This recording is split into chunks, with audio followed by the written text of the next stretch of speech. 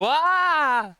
I should probably turn on my voice before I do my big peppy intro. Otherwise, I'm gonna just be jiggling on screen and no one will be able to hear me. So, I'd like to welcome you all back to another stream Power Washer Simulator because I've decided I just want to play through Power Washer Simulator for a while. I'm tired of playing Borderlands and I don't have anything else going right now. And I've just been really enjoying playing Power Washer Simulator and listening to music. But the damnedest thing happened to our last stream, folks. Like the damnedest and strangest thing happened to the stream. What happened to the stream is that it received a 6-minute copyright mute. There was a 6-minute section of the video that was muted, and it was claimed by a song that was only 2 minutes and 40 seconds long. And I thought that that was very interesting, first of all, because, again, they muted 6 minutes of my video for what was 2 minutes and 40 seconds of a song, automatically identified by a robot. But the other strange thing about it was that song wasn't actually on the stream safe music playlist that I was playing. So, what I think happened is that we got to a piece of lo-fi music where they did one of those little, like, riffs, and they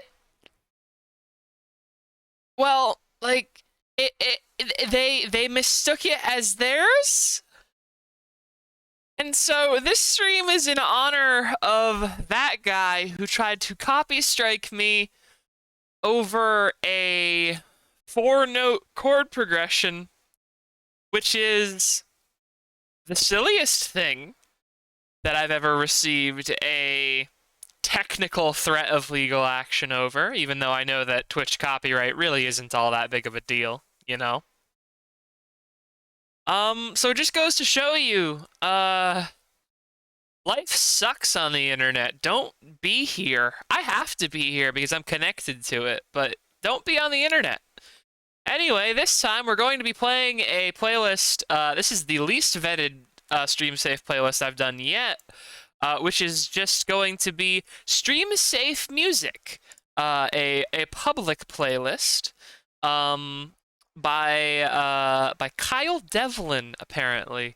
So Kyle, if this video game music that I play isn't stream safe and things end up getting muted, I'm gonna be pretty upset at you, bud.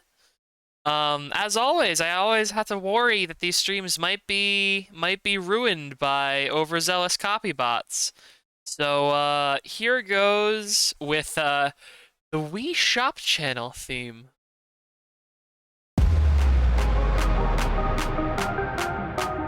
Ah, it's one of these kinds of playlists, huh? Okay.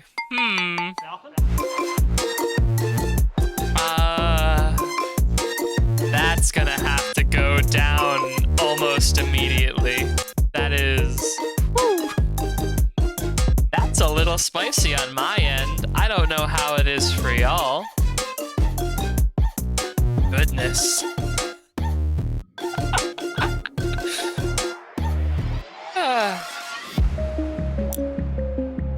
I've never really understood the obsession with the Wii Shop Channel theme, if I'm being honest.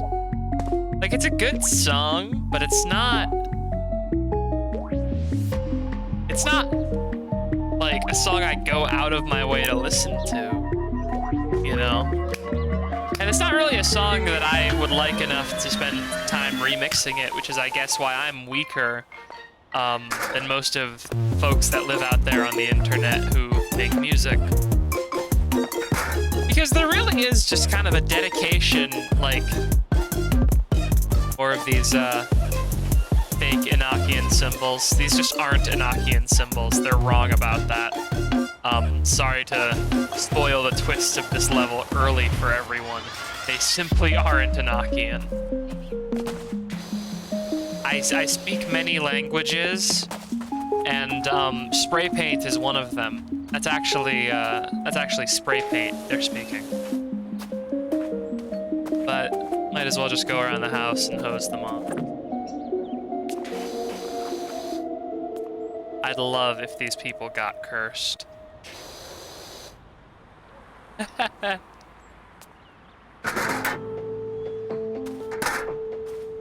But as I was saying, if you're like a music creator for the internet, you really do have to bend to the whims of some truly like odious songs if you want to appease the algorithm, you know? Like, I'm sorry, I'm just enjoying listening to the Song of Storms, but also kind of not enjoying how they've done it. What have they done?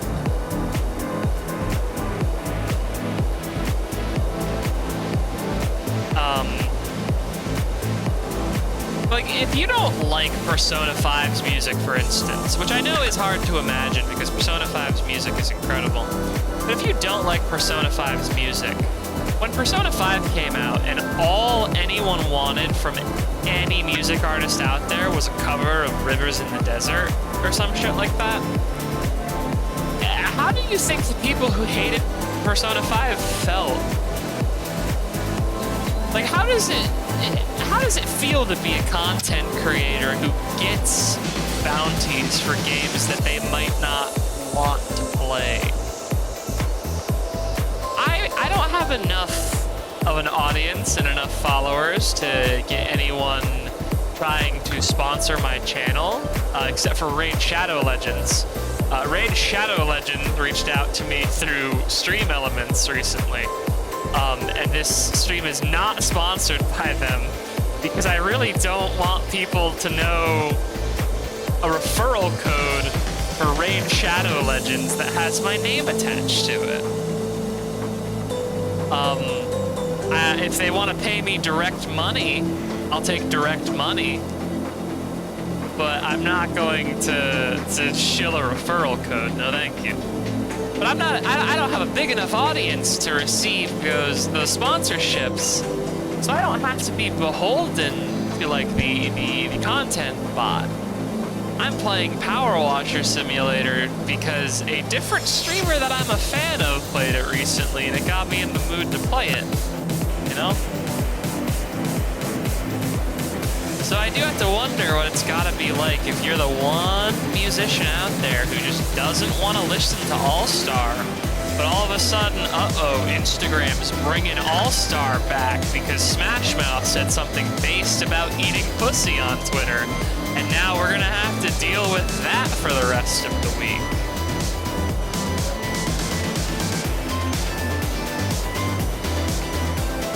The turnaround time for those memes to actually, like, you know, get any recognition for them is also incredibly short, you know? As a streamer, for the most part, you can just, like, hit play on a popular game, and as long as you have a decent audience that shows up to your streams anyway, you can have viewers, you know? But if you're a musical content producer, you know, you gotta turn around a song inside of like a fucking week in order to be relevant, right? And even if the song has already been written by someone else for you, you still have to learn how to play the song at the very least if you're doing an instrumental cover, you know? It's a hard life. I couldn't possibly do it. My sound processor is made up of a bunch of old Yamaha sound blasters that we pour Baja Blast into occasionally. And so that's why I just absolutely rubbish at singing, you know? Okay. We have Rainbow Road Smooth Mix. Ah, because, interesting. I'm pretty sure Smooth McGroove is a YouTube content creator. I'm not sure how they could possibly say this is DMCA safe. So see how the bot for this one turns out.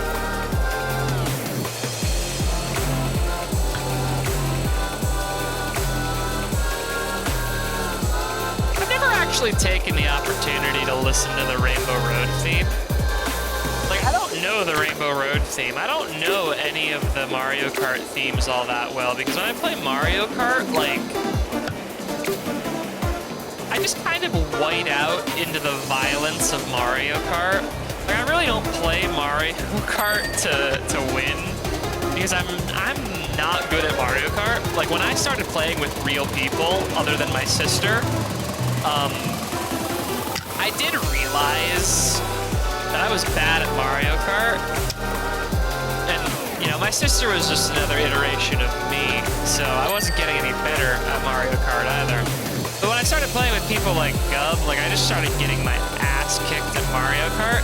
So I'm just there to cause problems. And I know that that's the funny, edgy, and cute thing to say, but it really is what I am there for. Like, I am there to stay in last place for the entire game so that I can get as many blue shells as possible out of pity and as many bullet bills as possible out of pity so that I can just be an annoying fuck with them. If I'm in first place in Mario Kart and I have a shell, I'm stopping at the finish line to see if I can nail anyone in the last couple seconds before I cross that motherfucker. You know? If my friend is getting salty and they're just like, oh, I'm gonna be in 12, I'm gonna lose this race, I'll stop and start beating the hell out of them just because I want them to know that they mean nothing to me. When it's time for Mario Kart, all bets are off and suffering is maximum. Okay? Why I play Shy Guy. He's got a mask like Jason fucking Voorhees.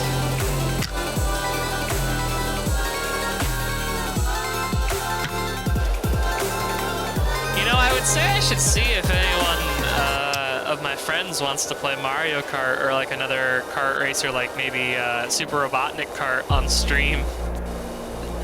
But after that little tirade, I don't know if I can really approach them in good faith and ask them to do that.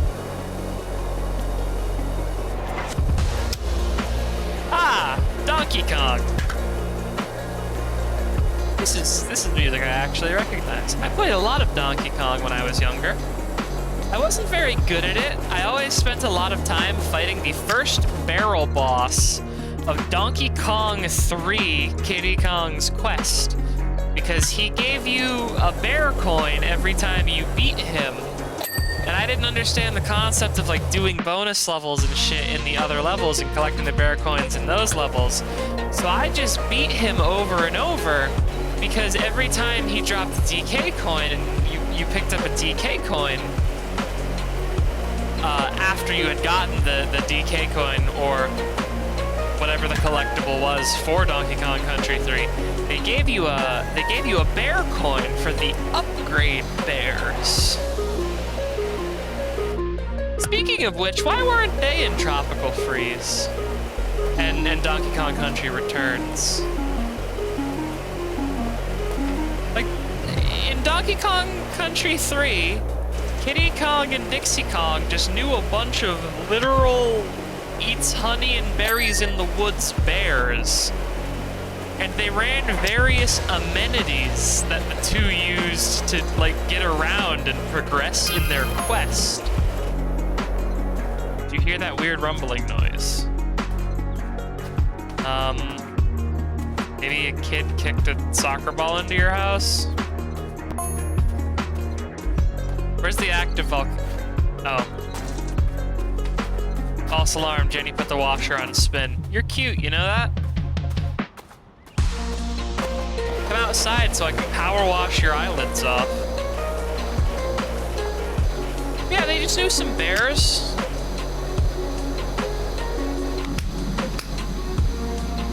Where'd they go?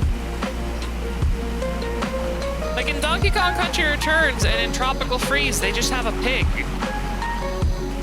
And I don't know why they just have a a pig. There's just a pig that the Kongs know who runs all of their checkpoints. Who is that suspicious Soide?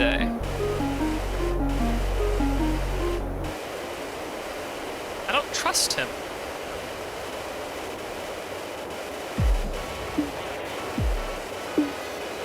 Okay. I would not have known the name of this song from memory, if I'm being honest. This is Chemical Plant Zone from Sonic the Hedgehog 2. And the reason I wouldn't have known this song by name is because I was not actually a Sony puppy. It just was never on my radar. I never had a PlayStation or a Genesis or anything like that. My first console was a Nintendo Game Boy, and I never really felt the urge to get anything other than a Game Boy. And then eventually, you know, over the years, I upgraded to a GameCube, and then very eventually a Wii, like everyone did in 2008, because it was a bad time otherwise. Or whenever the fuck the Wii came out. When did the Wii come out? I should know that. But I don't. So I'm a fake fan. Sorry, everyone. But, you know, the Wii came out, and I got a Wii, and I eventually got a DS, and a new 3DS, and a DSi, and all that shit. So I've pretty solidly been in Nintendo's camp for a pretty long time. And it's not even out of disliking Sony, it's just that I have never felt the urge to own a PlayStation. I was born too late to really get into the sort of heydays of the PlayStation 2, when they were coming out with all of those sort of classic games that everyone loves from the PS2 era. And the PS3 and PS4 has no games. Except Bloodborne. And so I have no reason to own either of those either, because I don't really feel the need to stream content from a console. And I would need to own a TV anyway. I only own computer monitors. For some reason, there's only computer monitors on this ship.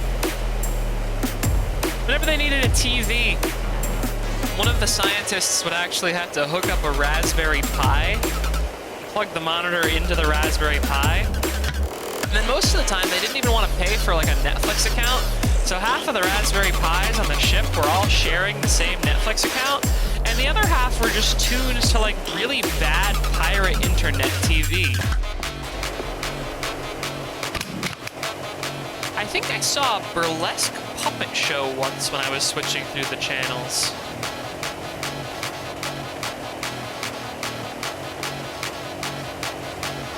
But that's the weirdest part. It was only a burlesque puppet show. Like, it was only sexy. None of the puppets got fucked, which is what you would expect from the internet, right? Or at least it's what I expect.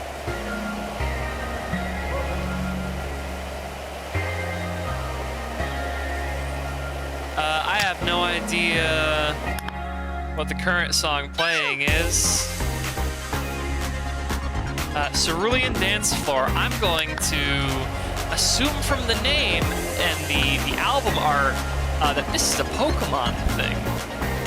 I don't know any of the Pokemon music by heart other than Hoenn. Because I was a Hoenn kid. I think Hoenn is cooler than all the other regions. I think the water is very nice. I like water. And in fact, I hate in games when they have deserts, just in general. So I'm glad that the desert area in Hoenn is relatively incredibly small. Like when I get to the second world of any Mario game, because I play a lot of Mario games as a Nintendo nerd, when I get to the second level of any Mario game, I immediately just fall asleep because I hate the idea of deserts. The smell of sand and desert dirt and all that funk nastiness is just bad. It makes me upset and sad, and I don't want to smell it, you know?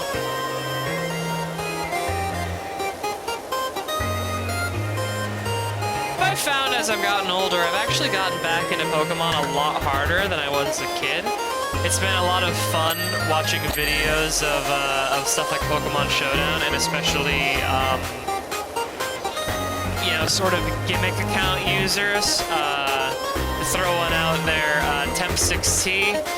He does a lot of videos of just him using gimmick accounts, not gimmick accounts, but like gimmick teams, or just like interesting teams that are off meta and weird. And competitive Pokemon players, if y'all don't know, the kind of people who play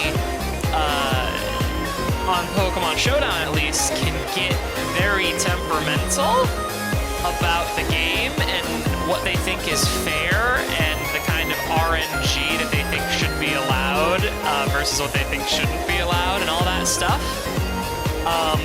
So they say some pretty ghastly things, and it's always cathartic to basically see someone say something awful, be terrible and horrible, and then lose at a video game, you know?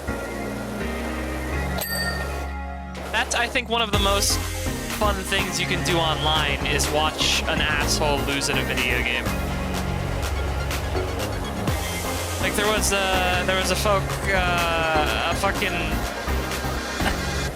individual recently who I only know as the guy who got filtered by Keizu, because he was a Dark Souls speedrunner who ran into Monster Hunter very confidently and cockily, and then basically got incredibly mauled when he died on a low-rank Keizu, who,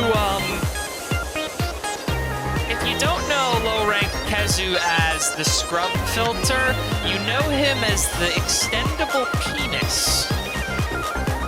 He's the electric penis leech. Hello, Pikachu. And, to get filtered by Keizu at low rank is okay. It happens. It's a tough fight. The guy has attacks that are one-hit kills for early players a lot of the time. It does Thunder Blight, which can stun you and either requires mashing out or for your Palicos to help you, and they don't always help you. You know, it's not an easy fight. I'm not going to act like it is, especially if you're very new to Monster Hunter. But what he did when he got mauled was that he decided to say that the game was stupid, everyone that likes it was stupid, it shouldn't be popular, and if you enjoy the game, you should probably do something bad to yourself.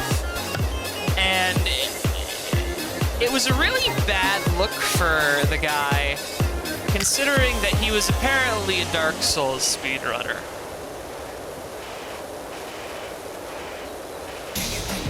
And so I think about that guy basically all the time. I honestly don't remember why I started talking about the guy who got filtered by Keizu. Oh, right! Yeah, people just get mauled at video games, and it's very, very funny just to,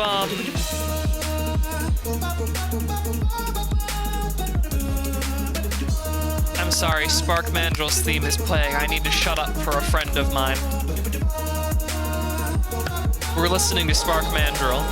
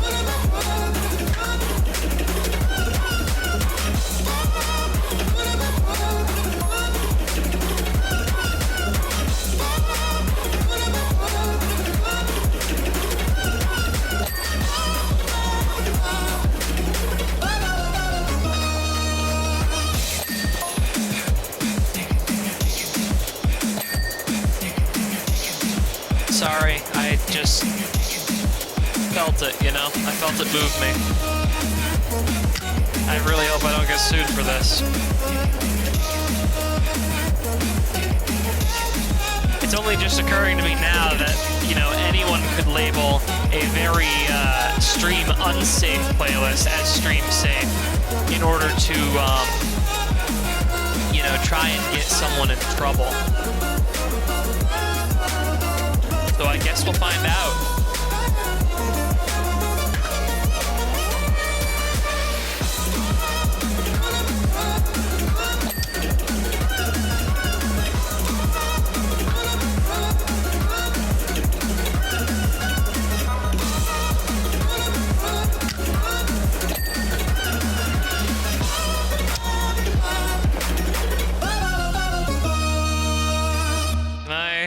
Get my ladder down from up there.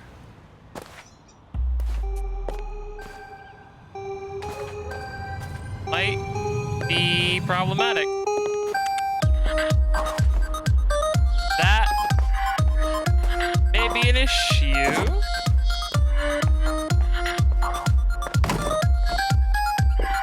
Looks like the mayor's cat's been through here.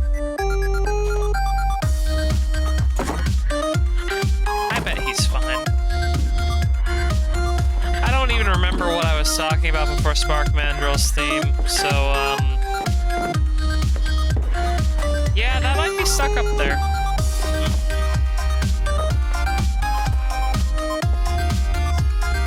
Is there,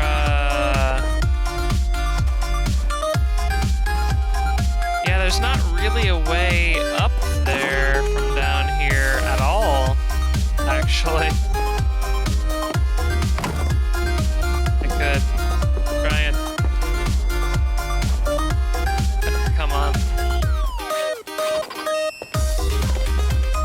I can't.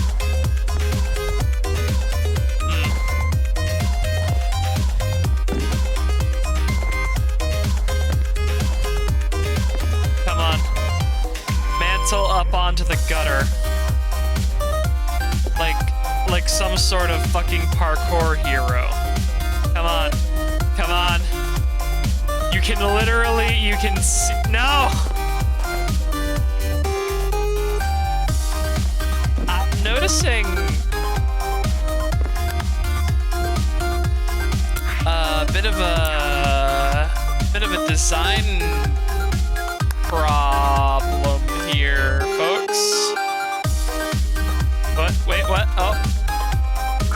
What? Why did that hitbox activate when I was all the way down here, but not when I had my face pressed up against it on the gutter?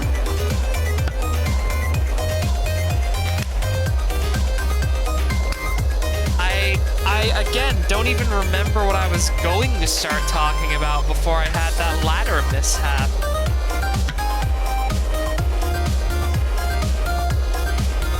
But, I guess it is an honest fact that I have not necessarily properly prepared for, that anyone could go on to Spotify and say that their playlist is stream friendly when it's just not.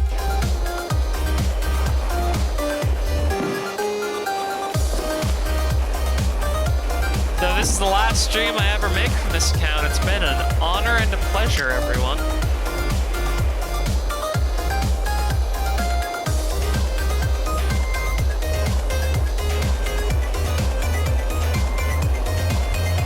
So I understand that a lot of this dirt might be coming from the seemingly active volcano that people keep warning us about as we just wander around town. But how long is it taking to build up all of this bird crap exactly? Like, you'd have to go without cleaning your house for a really long time to get that much bird poop on it, right? Because I don't think, generally, suburbia gets all that many pigeons.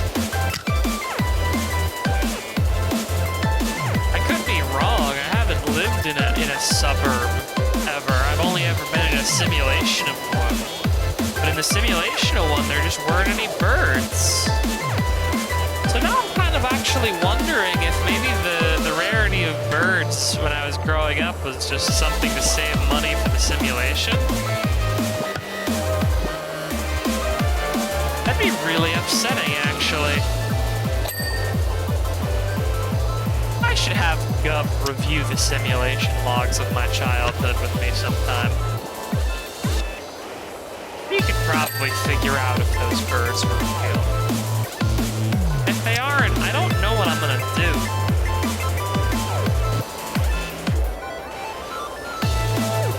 I'm glad that this game has a feature that lets you highlight things in menus by clicking their name. Because I'll be honest, I didn't know what a fascia was before I passed my mouse over this thing.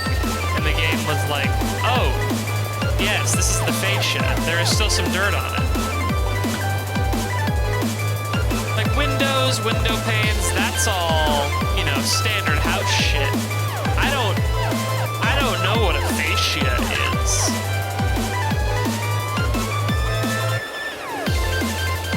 I could generally describe it based on what it looks like in this game. It's like the underside of the roof.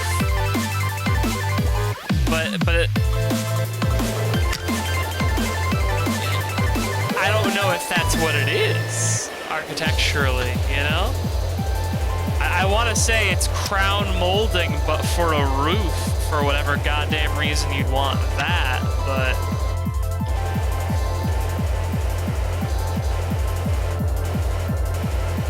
Who knows? That could be the only thing holding the roof on. Houses are fucking weird as hell. Case in point, there are actually some houses that have slits cut into the walls behind some of the mirrors. And that's because back in the day, for some reason, when they wanted to dispose of razors, they would just push them through a slot in the wall and leave them between the drywall and the foundation. Because they just didn't give a shit. It didn't matter. Like, they weren't ever gonna fill that up with razor blades, in theory, at least. So there's some people who will knock out drywall sections in their bathroom and they'll just find a giant ball of rusty, nasty, used, old-timey razors. Because there's just a hole in the wall that old people used to put their fucking razors in. The houses are weird. They just have weird shit in them all the time. My house no longer has any Mountain Dew in it, and it's making me quite sad. I could move on to day drinking, but by the technical position of the star that we're orbiting, that would be actual day drinking, and that's unhealthy. See, if UV hits me while I have alcohol inside of my body, I do catch fire.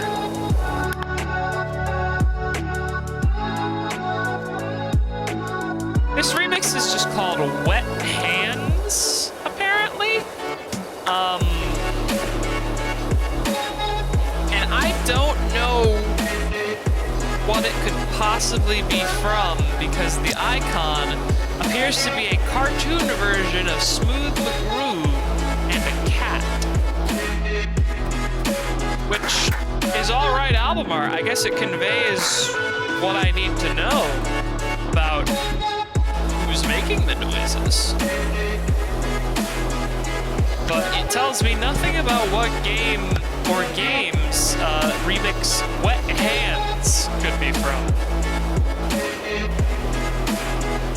I'm pretty sure I detect a smattering of Donkey Kong in there, though. Just a wet sniff of Donkey Kong, you know. When he goes through those water levels, you can smell that man from a mile away. He is a stanky ape.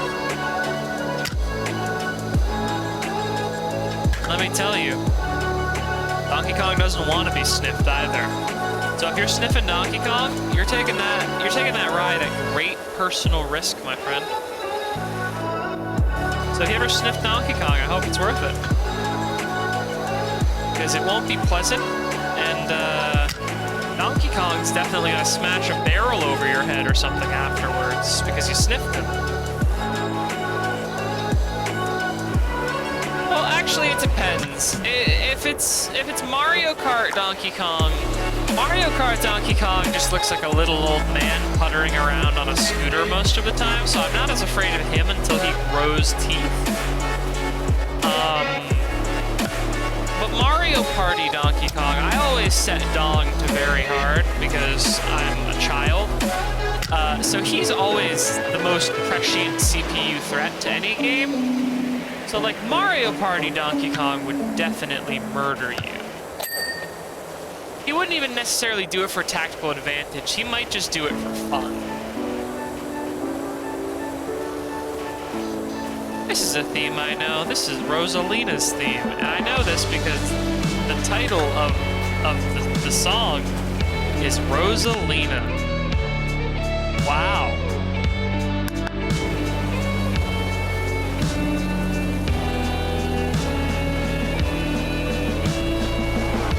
They made Rosalina's backstory weirdly sad for a character who keeps recurring in the kart racer games, huh? Like, they just wipe her out of existence from Mario Galaxy 2, as far as I'm aware. Like, she doesn't really come up at all. Even though she's supposed to be the mother of all the Lumas, I'm pretty sure.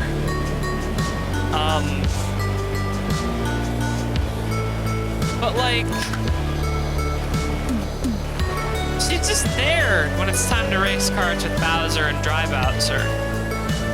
And, like, Shy Guy, I guess. And actually, for that matter, it's a little weird that Shy Guy is there, too, because for the most part, the Shy Guys don't appear in mainline Mario that much anymore. Like, they're mostly relegated to Color Splash and the Sticker Star games, to my understanding, these days. At least I can't really think of the last time I saw a Shy Guy in a mainline Mario game. Unless I'm having like a Berenstain Bears moment right now. It's entirely possible that like 3D World had Shy Guy in it and I just didn't fucking pay attention. But I think I would have remembered seeing Shy Guy in 3D World and being happy about it because he usually only shows up in the kart racers.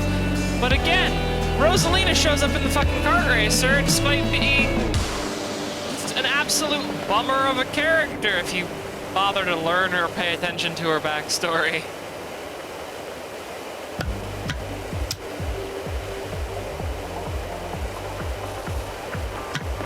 Okay, now we're just getting into Deltarune music.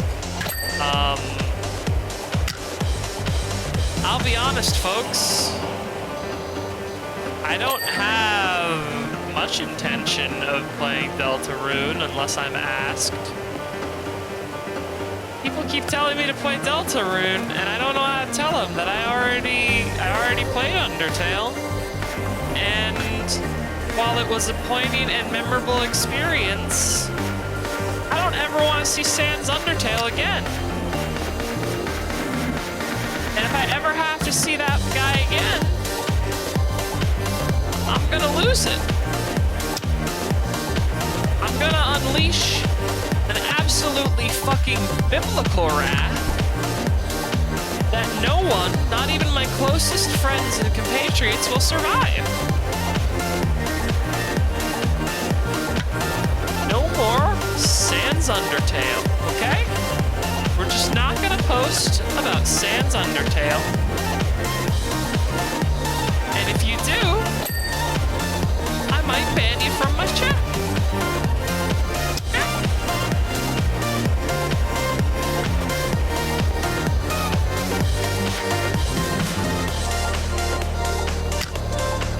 I have nothing against Deltarune or Undertale or Toby Fox. It is quite legitimately just that I don't want to play Deltarune because so many people have tried to cajole me into playing Deltarune that it'll just feel like I'm capitulating to peer pressure.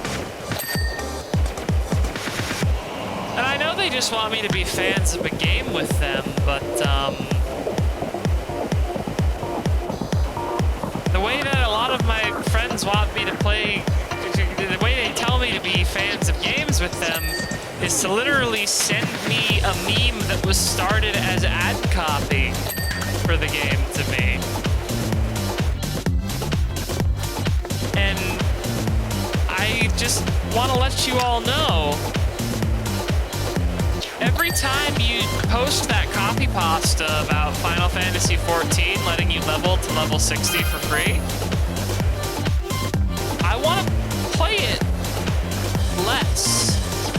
Because that was a meme made up by marketing people to get you to send your friends marketing material. And it's annoying.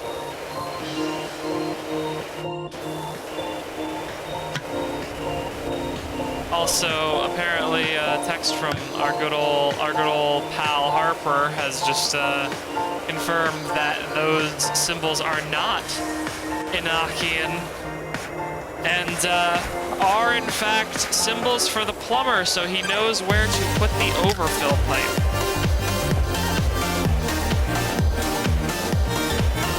Sometimes I forget this power washing job is technically retail.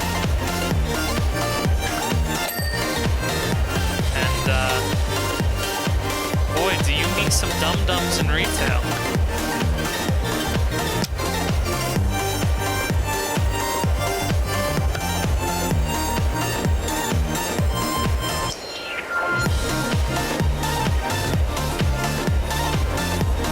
Actually, I don't know if Harper is in fact the dum-dum here, because I'm not sure if they're the one who told me that those symbols were Enochian.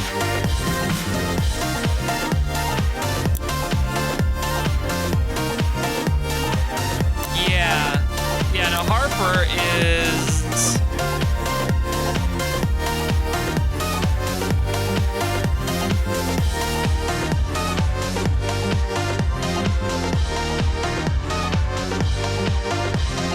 I don't know what Harper does other than forcibly name our business for us, actually.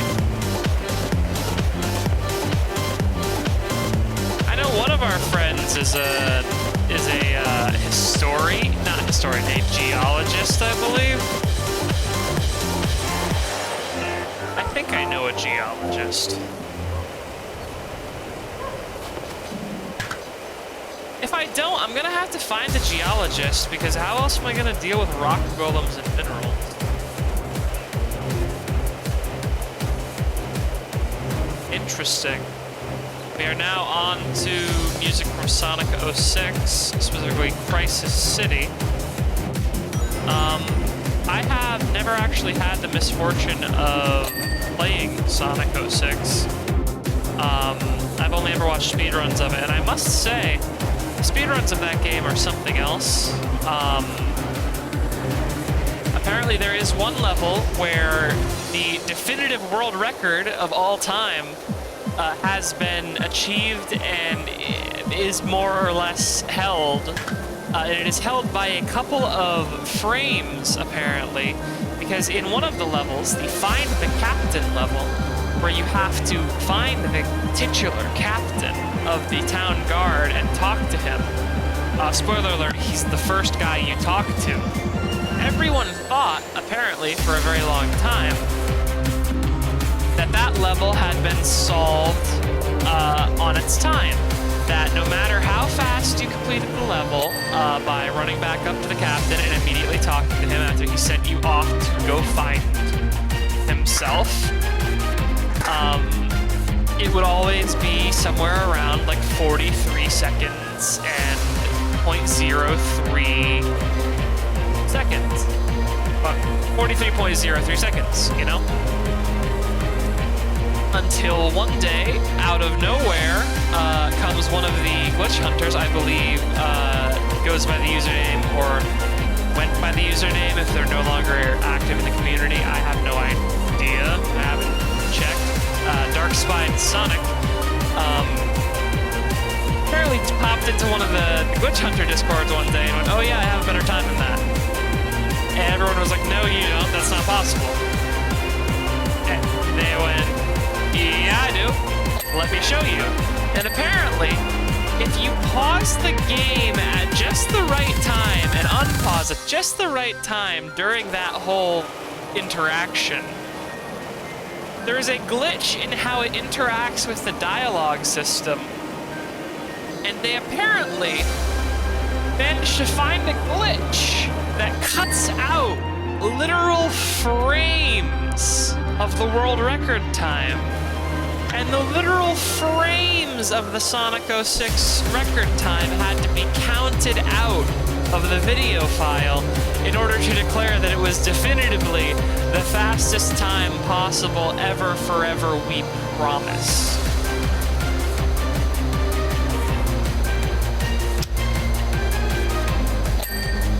So that is the, I think, very interesting story of the world record of Where's the Captain, or Find the Captain, I forget which one it's called, from Sonic 06. A notoriously bad game with a shockingly dedicated speedrunning community. Like, it is truly humbling to see people so fully dedicate themselves to a video game like that.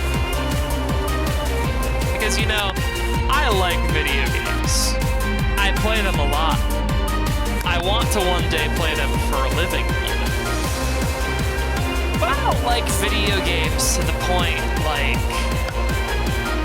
I could speedrun Sonic 06, you know? I don't like bad video games enough to waste my money or time playing most of them. And I say that as someone who's played quite a lot of pretty bad games. Like, I'm not really up for the task of Sonic 06 as it appears to have been laid out. And as it comes through according to the people who have actually suffered through that game. All right, more Toby Fox music.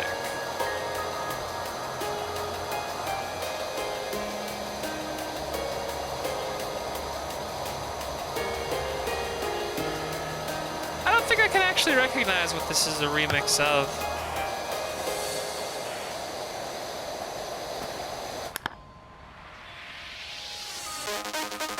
Like, I just do not remember Undertale's soundtrack that well.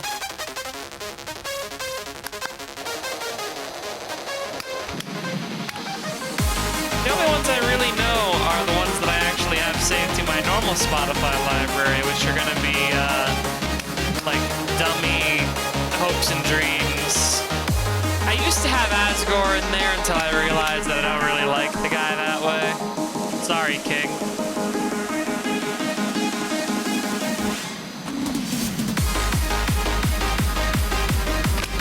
But this song is apparently called Reunited, and I'm not aware if there's a song by that name on the Undertale soundtrack or not. Kind of a persistent problem with a lot of these songs. I don't know the soundtracks of the games they're from well enough to know if they're an actual song or a medley when I don't know them offhand. Undertale is not one of the properties that I know completely offhand. I know there are some people who know that game like the back of their head, and they scare me. If you can read Wingdings because of Undertale, you are entitled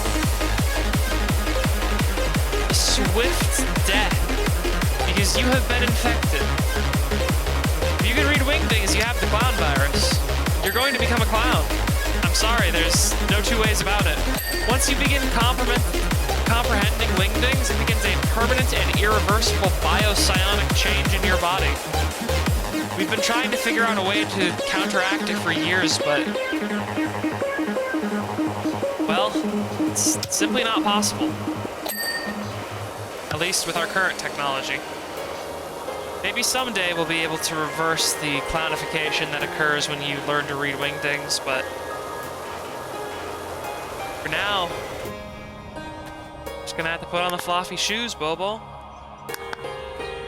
Oh, right. I was wondering why I wasn't getting any light ups for like, oh, you only have a few things left to clean. It's because I still have a whole driveway to clean.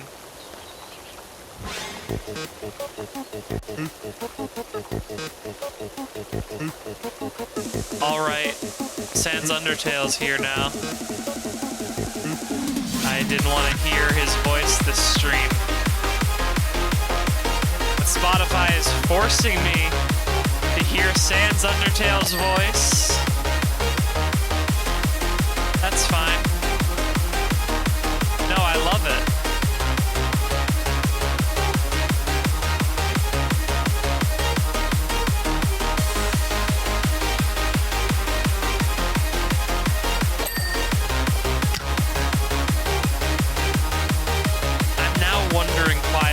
Said his names 3 times or not, because if he appears behind me in my house, I'm gonna have to end the stream.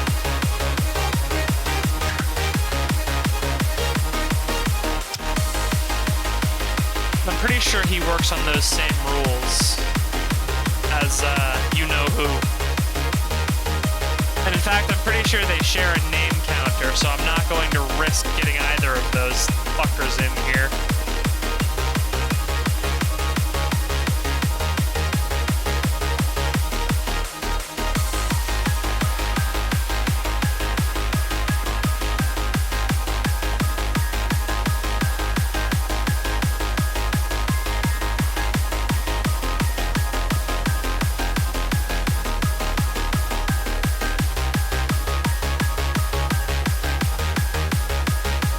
Say this is probably a medley mix now that I'm listening through it. I don't think there's any 5-minute songs in Undertale that aren't like 2 parts. And I'm pretty sure I would have recognized the first half of this song if it was one of the 2-part songs, because I like most of the 2-part songs in Undertale quite a lot.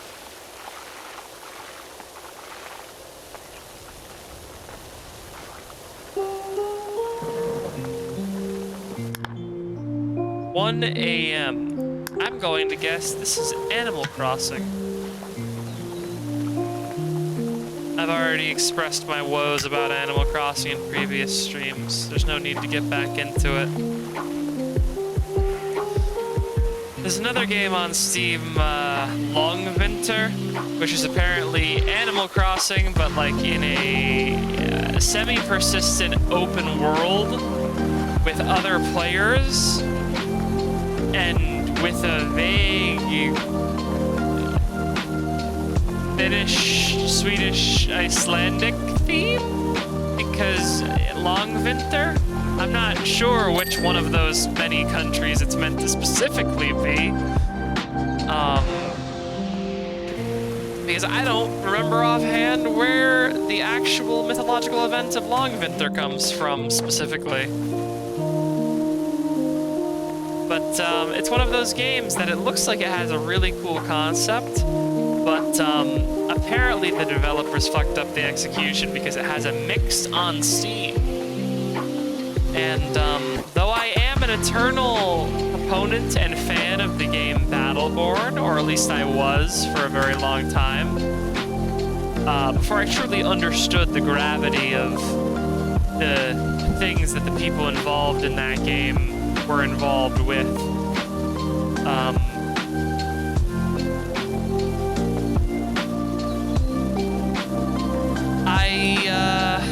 I liked Battleborn, but I don't buy games that have a Steam review of mixed. If you can't swing at least a mostly positive, then your game's probably not good, if I'm being honest.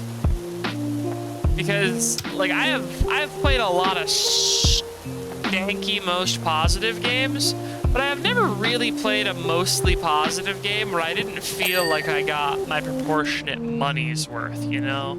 And that's more important than objective game quality after a certain point.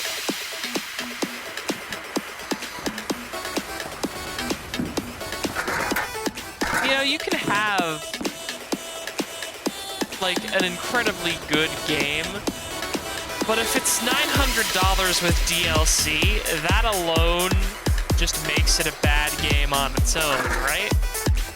So if I'm playing a game and it sucks, but I only paid $3 for it, I only actually look at it through a lens of, did I get $3 worth of yucks from this game? Did I get $3 worth of jokes and enjoyment? And if the answer is no, then the game is in fact bad. And the fact of the matter is, when the Steam reviews for a game are mostly positive, I get my money's worth most of the time. It's pretty nice. I have never ever seen anyone get their money's worth on a Steam game that's mixed reviews. The people that say they do are probably just trying to feel like they didn't waste whatever money they spent on it, because whatever money they spent on it wasn't money that they could stand to waste.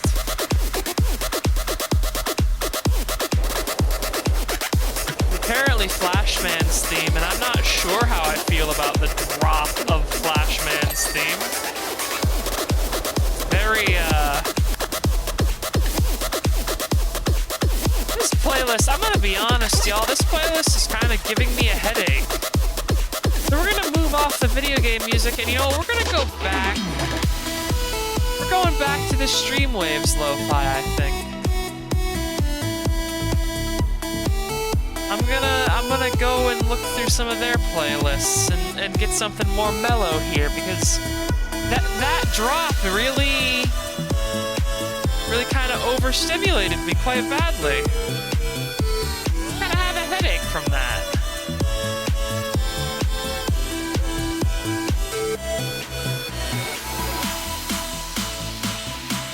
All right. This is just a long stream safe playlist from these folks. So let's just click, I don't know. Yeah. Sure. Number 19. All right. Well, this is immediately less painful than Flashman's theme. This does sound like Carpenter Brute diluted in an Olympic swimming pool, though. Carpenter.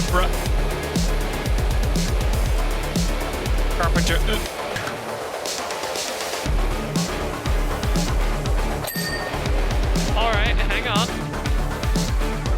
They're doing something with that filter sweep that I can actually respect. Okay. This is a pretty alright song, actually.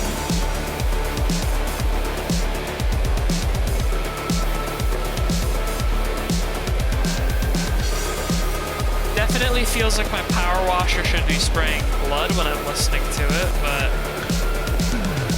that could be fixed. We just gotta find ourselves a hog. And rip it right off the dude it's attached to.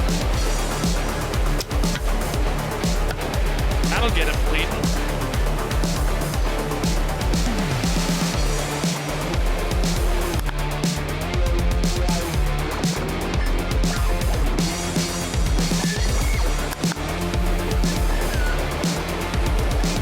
Garage door. I'm not gonna go get the stool. There you go.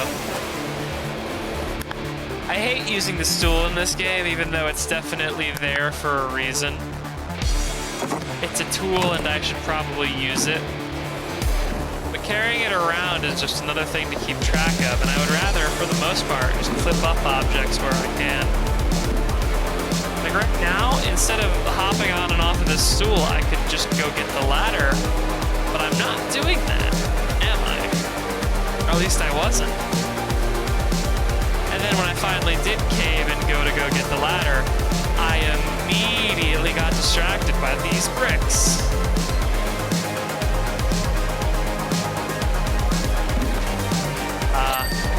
We missed the house's fucking blundle.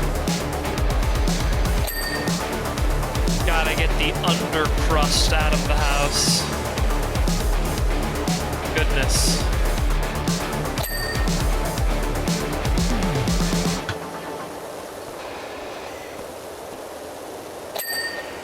think the first time I played this level, I got stuck on that specific brick for an incredibly long time. Just because I didn't realize that the other side of the brick was on the other side of the fence, and I just kept watching the brick on one side of the fence over and over, like, flipping the fuck out, like, oh, why won't it go? Why won't it go? Why won't it go? Oh, I'm so angry! And then I actually walked around to the other side, and the whole thing was caked in filth, and it actually completed when, like, an entire face of the thing was still technically dirty. Their autocomplete system was way more lenient than I actually gave them credit for when I was swearing at them in a fugue raid. It's just that I hadn't realized that one object could possibly extend through a fence. Hello, Flex. Welcome. As you can see from the stream title, we are having a stream in honor of that guy that tried to copystrike me. Shout out to him. Whoever he is, wherever he is. He makes lo-fi, apparently. I hope his music career goes well.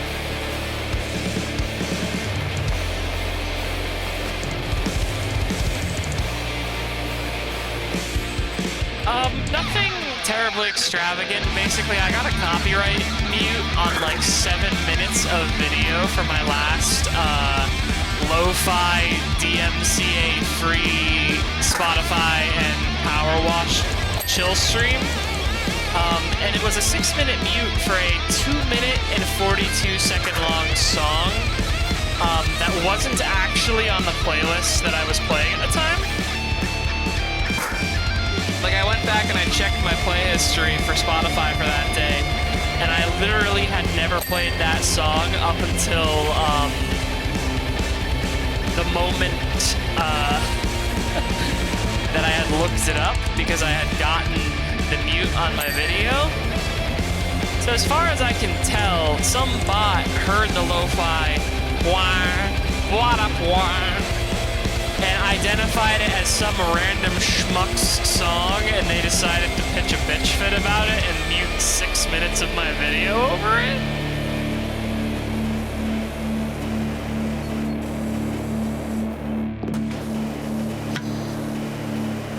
It's very strange because usually I don't get those kinds of like robot copyright claims even when I am streaming copyrighted music, or like even when I am posting copyrighted music.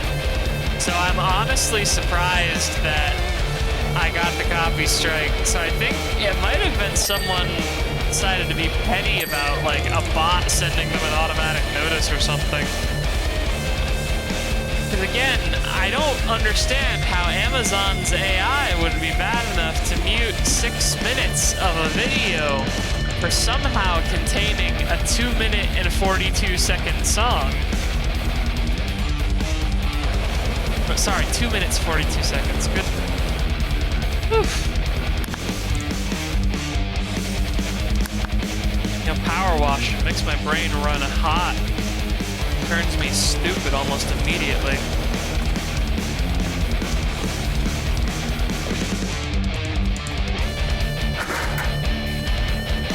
Got a Kirby video taken down for playing a few seconds of God of War and an unrelated... Yeah.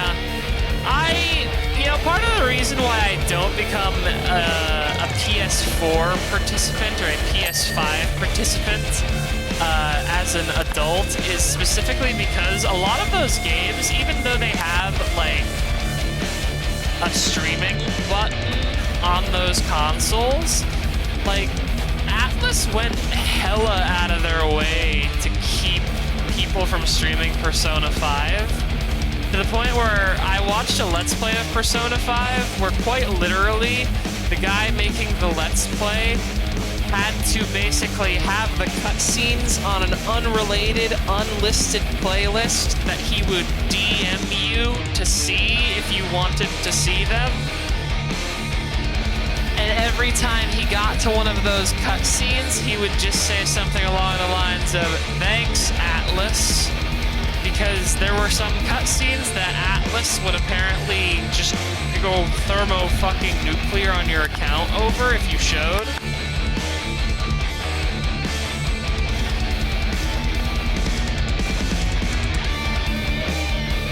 And apparently, it was actually an issue with the Japanese branch, because apparently Atlas of America didn't actually give that much of a shit. And their executives argued pretty hard to be able to just show whatever, because they sort of didn't give a shit. And a bunch of the folks over in Atlas Japan were just upset about the notion that someone might not buy Persona 5 because they watched a Let's Play of it. When in reality, the reason that I'm not playing Persona 5 is because I don't own a PS5. And, they only localized the fighting game, or not even the fighting game, the Dynasty Warriors. They only localized the Dynasty Warriors for some reason.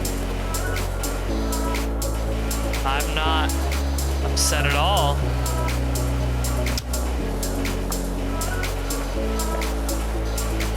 Also, here's a quintessential Power Washer Simulator problem. I need to see which of the wooden trims still needs to be washed. However, my PDA makes objects glow white in order to lead me to them, to see them.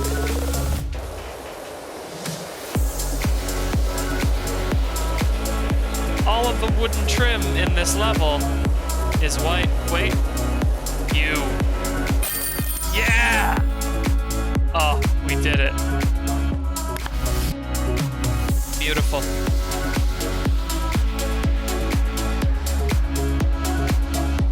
Oh wow, I love how you can see the couple of seconds where I just go ape shit to Spark Mandrill's theme on their garage.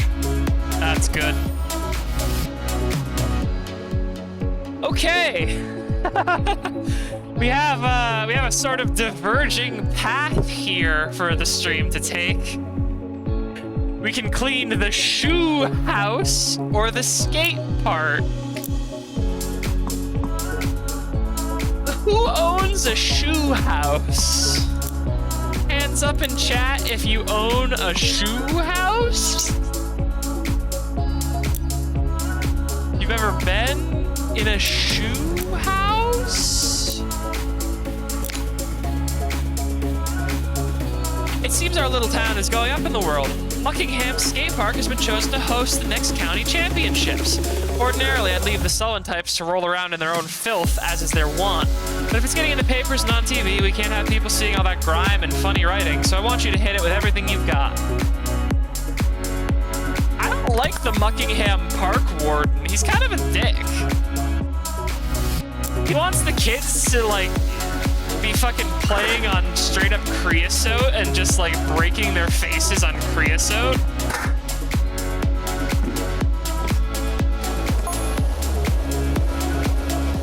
Anyone ever explain to you what kind of compound they use for structures such as these?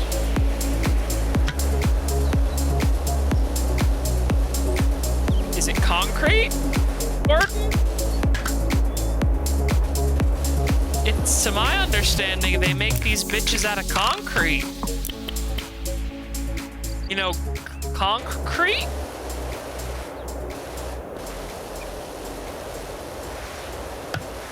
I agree. If you don't go apeshit to Spark Mandrill, you're not listening to Spark Mandrill. I literally just shut my mouth for the entirety of Spark Mandrill's theme as best as I could manage with my mandatory words per minute. And that was 100% because I know I have a friend who enjoys Spark Mandrill, and I don't even know if they're going to watch this stream. But I want them to be able to enjoy Spark Mandrill. I did sadly have to turn the video game music off, though, because it was giving me a migraine. You sadly got here just as Mega Man video game music power hour ended. I was going to call it Power Minute, but we were actually listening to it for close to an hour before my head just threatened to explode on me. I literally have an AI living in my collar that threatens to blow up my head if I don't do what it likes occasionally. I don't know how it got in there, and I don't know how to get it out.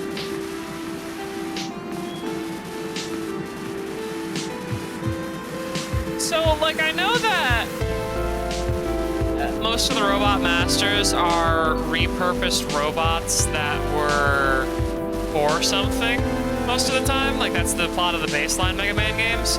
And I know that that can change depending on the series. Like, if you're in certain series, there'll be, like, Reploids or, like, rogue programs or whatever. What was Spark Mandrill for? What did they need an electric monkey for?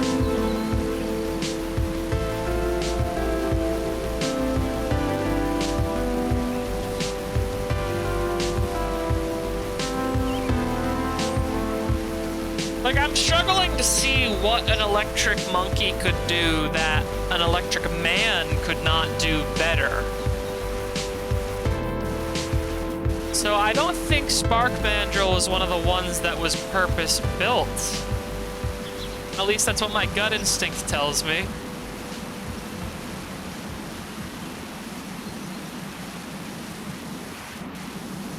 A hydroelectric power plant.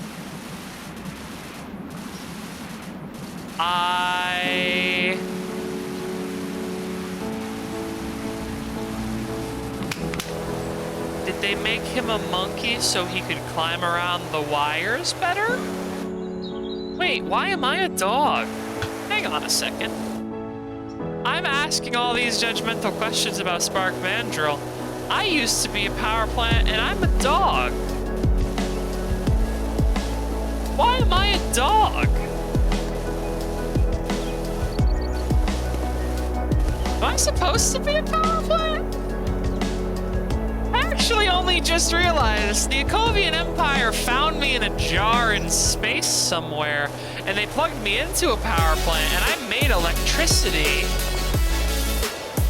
But I'm actually like... What if it's a Spark Mandrill situation, and I'm actually for monitoring the manufacture of silicon microchips?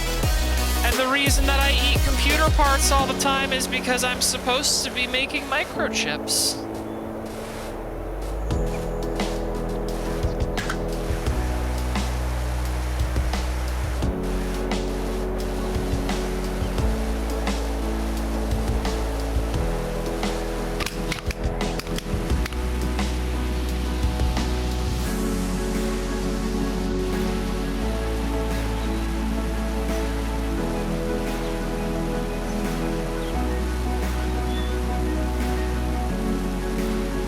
Dangerous a hydroelectric dam could be.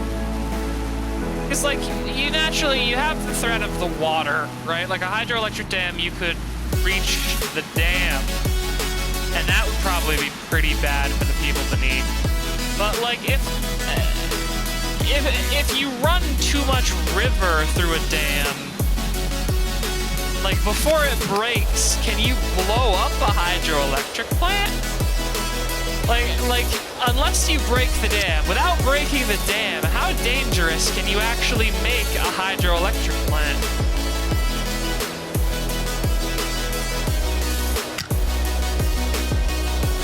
I mean, in Mega Man X, weren't they also, like, part biological? Now, that seems like a pretty good reason to start naming them after animals.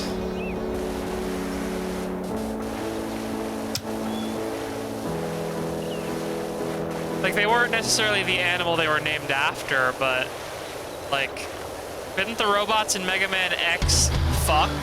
Or something like that? I swear I'm not making that up. One of the Mega Man games, the robots could fuck, and that was a problem.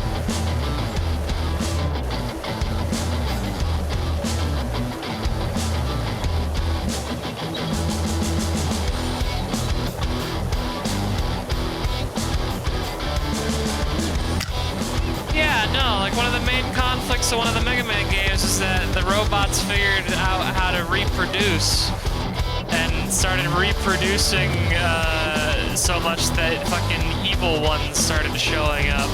And I don't care what they mean by reproduce if they're building more of them. If you build more of a robot, that's robot sex, baby. I'm a robot, and I'm here to say if you build a robot with another robot, you're having hot robot sex. Wall-E and Eve, oh my god, that film was borderline pornographic. You don't even know.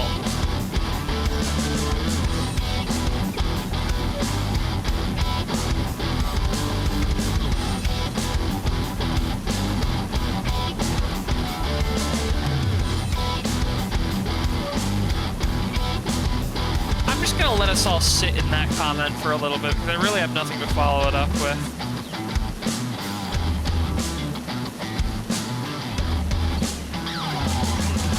I went to a college once where, I don't know why they did this, but they very prominently advertised in their student art bookstore that they sold spray paint for $6 a can.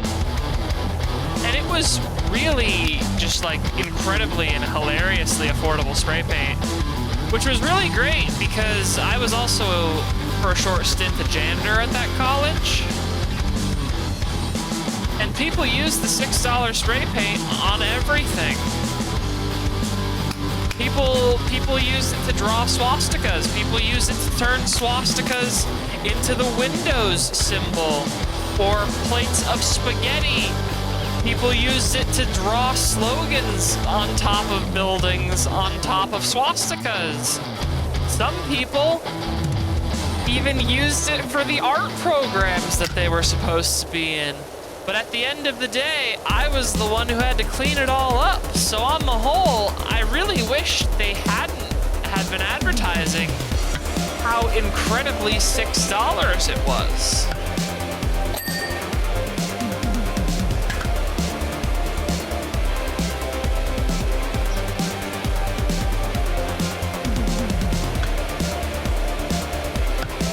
$6, like, I think $6 is probably the perfect price to sell a can of spray paint to someone at, to get them to go use it to fuck something up.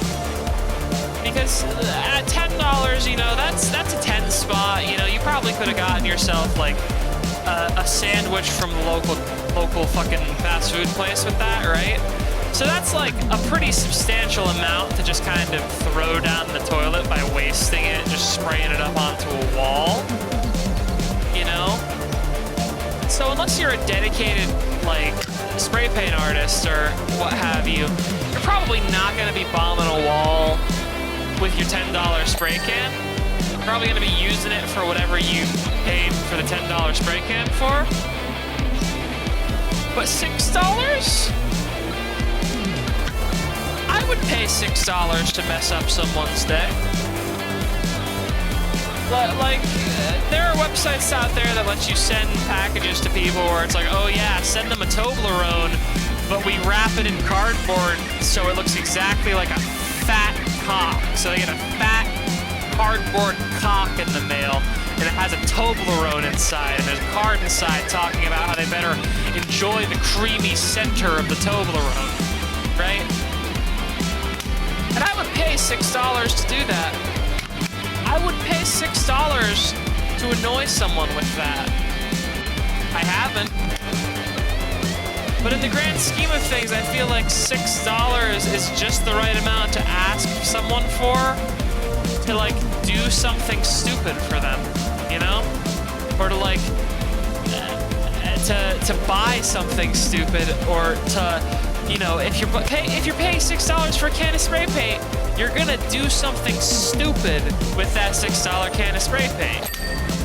It's just rules of nature, baby.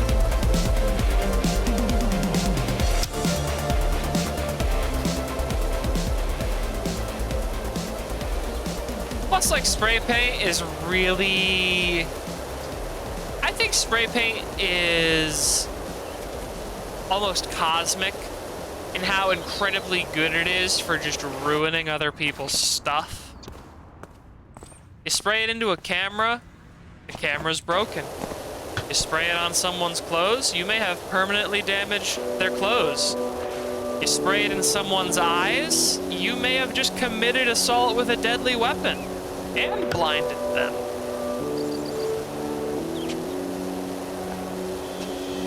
You spray paint someone's car windows, they gotta go either scrub their car windows clean or get new car windows. So, like, it really is almost sublime how irresponsible you can be with spray paint if you really want to be. Like, I'm cleaning up so much spray paint right now, and that's how I got on this subject, because I'm just cleaning up spray paint, but, like, any skate park becomes an opportunity to just fuck around when you have spray paint, right? Any skate park.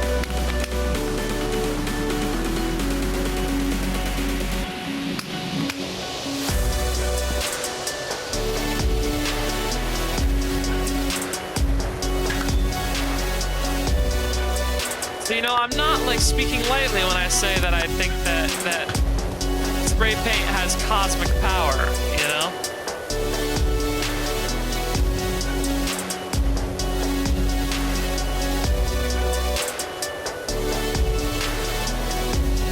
Hey, is that the mayor's cat over there?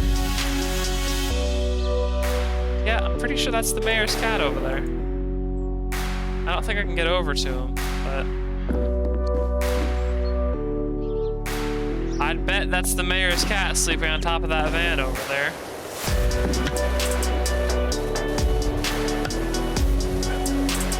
Maybe the volcano's active because we haven't changed the seasons officially. Like, the cat's supposed to put on his funny little hat for the spring parade, and that's how we declare the changing of the seasons. But, like, it could very easily be like the spring parade. You know, I don't even know what could possibly be going on with the spring parade, but I know that given the nature of this town, it could have something to do with the active volcano, and that's all I'm gonna say, you know? That's all you get.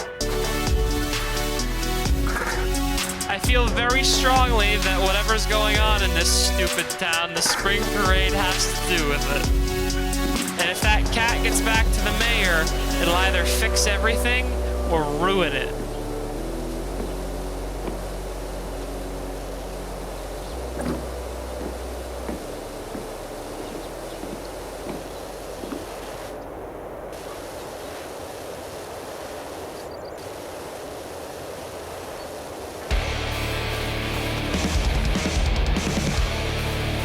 I gotta say, the title of a lot of these lo-fi rock offerings sure is something else.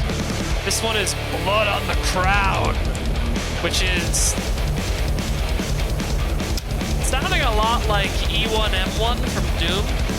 But other than that, is a really good title for a heavy metal song.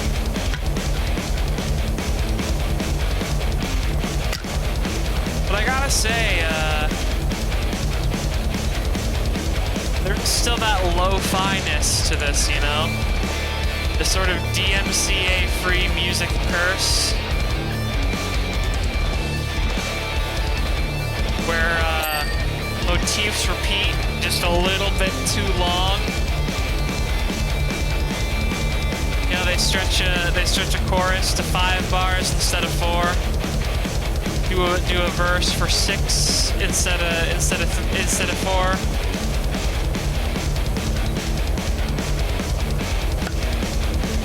I think that sort of quote-unquote lo-fi-ness is kind of just a hallmark of people not having the time and energy to write, like,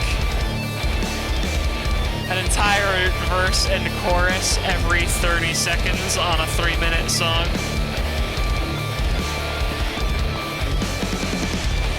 I hesitate to call it lazy because what kind of music have I written lately, you know? So I'll just say it definitely has a distinctive vibe to it. I also appear to be having quite a bit of trouble with this wall. Kind of vibrating up and down it, huh? Intriguing.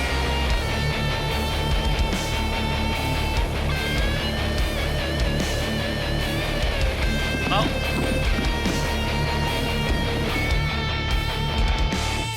It seems that I can't necessarily balance on the outside edge of all of these walls. Like this one or not? Hang on, there we go.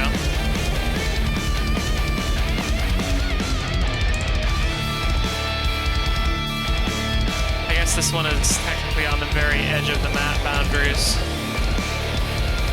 Just have a metal song, the lyrics are just, this song is copyright free, use it as you please, YouTube, please don't sue me.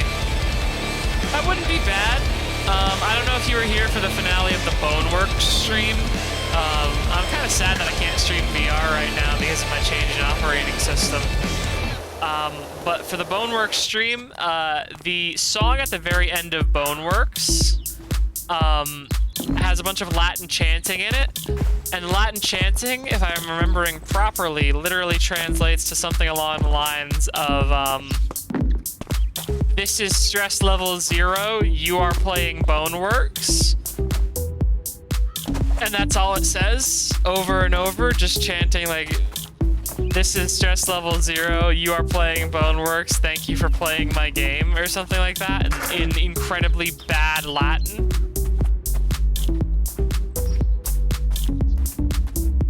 Alright. We are going directly from the lo-fi heavy to Electric Island, an album that I said was one of my least favorite on the last lo-fi stream, but is winning me back with this one.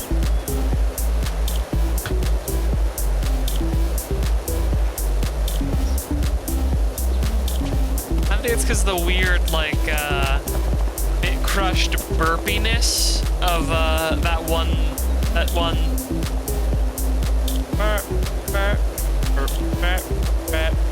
Yeah, that one.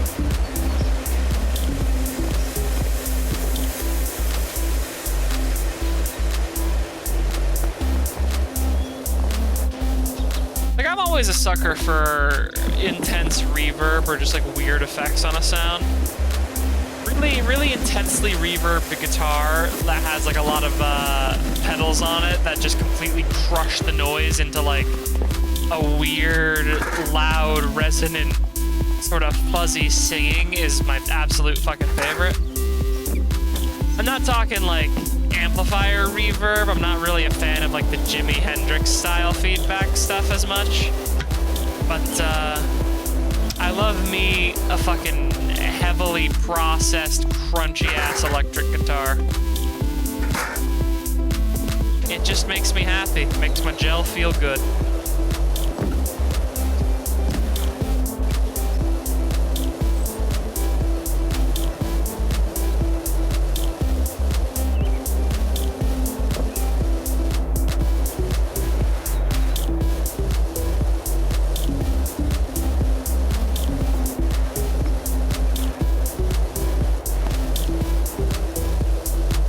At least this wall is within the fucking invisible walls of the map, huh?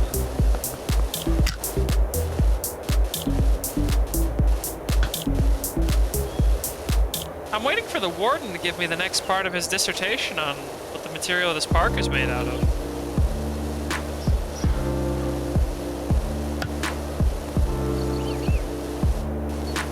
And in fact, here's a question actually. Why do we make skate parks out of concrete?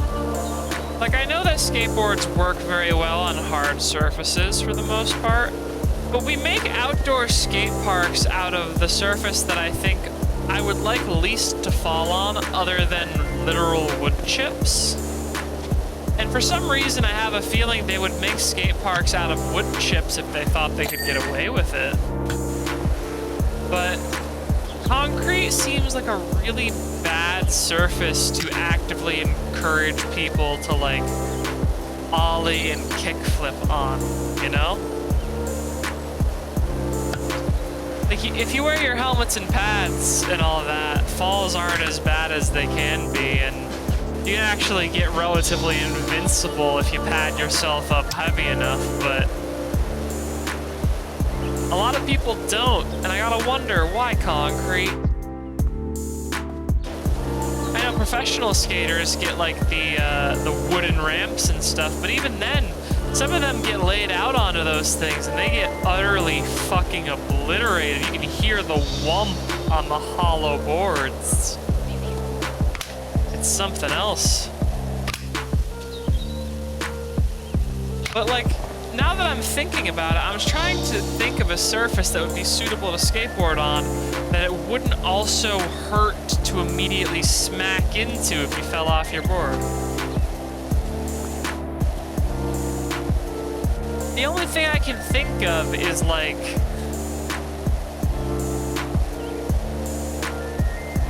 I don't know, like really tightly stretched rubber that the board can roll on, but you bounce off of if you fall. But I don't think you'd be able to get that tight, like you wouldn't be able to get the rubber tight enough to,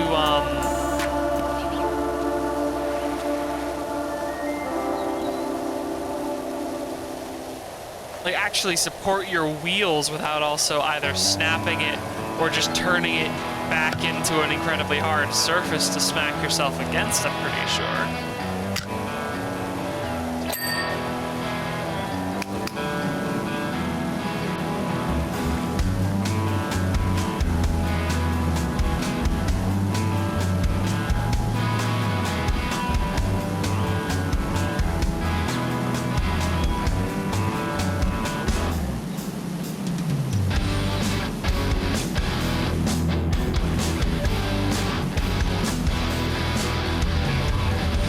A soccer ball at the skate park. That's not where it's supposed to be. Soccer balls aren't for here.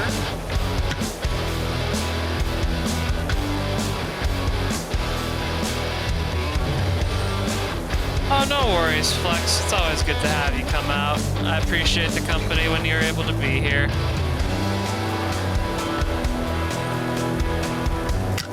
We're just chilling these next few days as I play Power Washer Simulator, you know. Trying to get my online hours up. Trying to have people follow the channel. Wink, wink, nudge, nudge, call to action.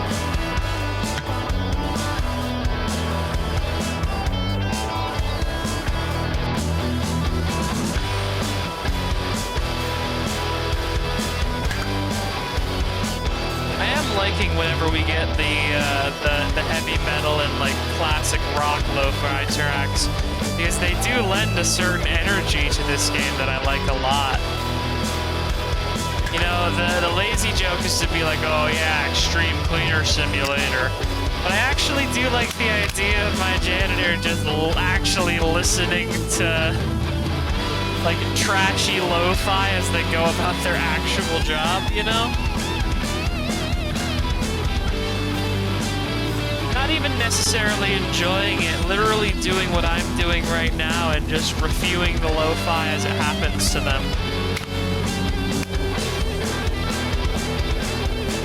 Flex, I appreciate it, but nobody deserves popularity because it sounds like popularity means you have to play Raid Shadow Legends.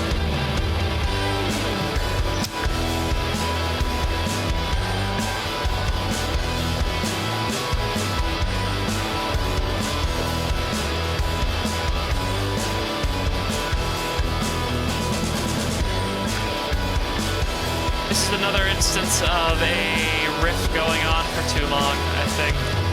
I don't think there's really enough going on in the background of this song to justify this guitar riff going on for as long as it has.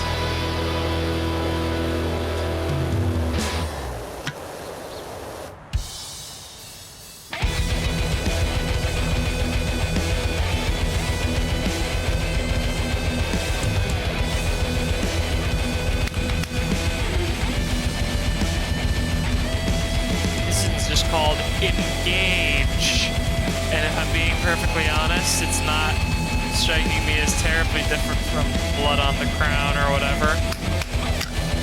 0 out of 10 comparatively for the name.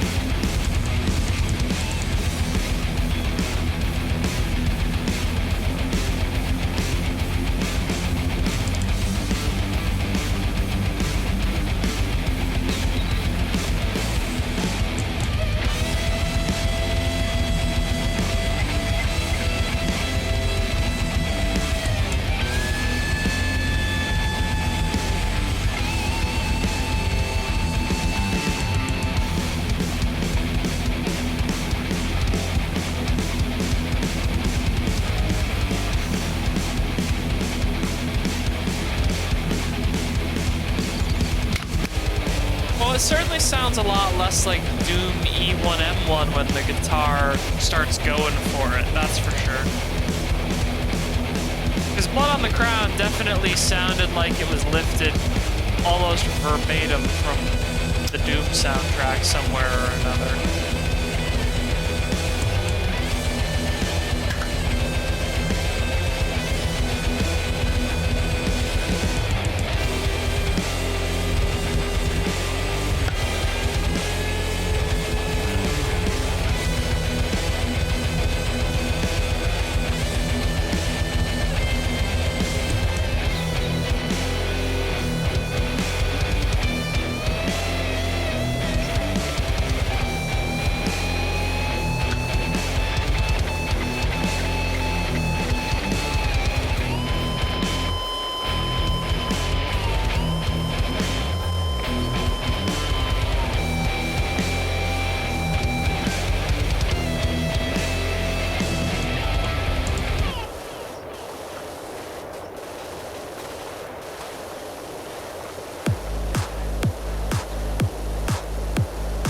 Once again, we get to one of the EDM tracks and we are greeted by the same 4 on the floor, bass, hi-hat, clap. It feels like my brain and ears are chewing tapioca. I mean, how in the heck do you make a slope out of concrete? Asks the park warden in full earnestness.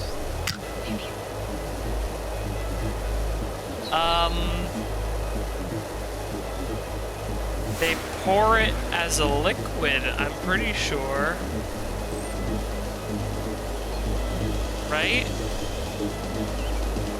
That's how you would do that, right?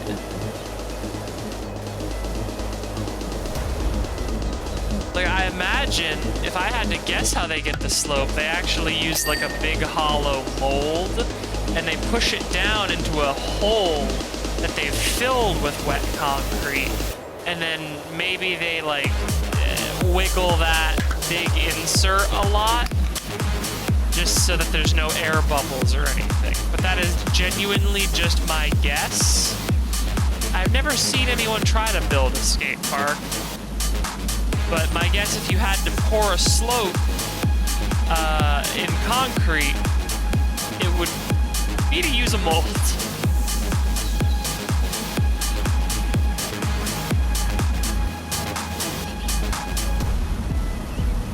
And also clean your mold, because you really shouldn't be letting the neighborhood kids play in this.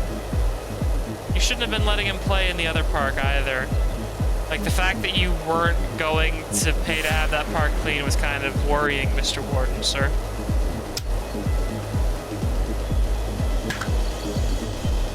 It's a good thing Dr. Powerwash has no children, or else they'd be absolutely appalled by the state of Muckingham's children's facilities.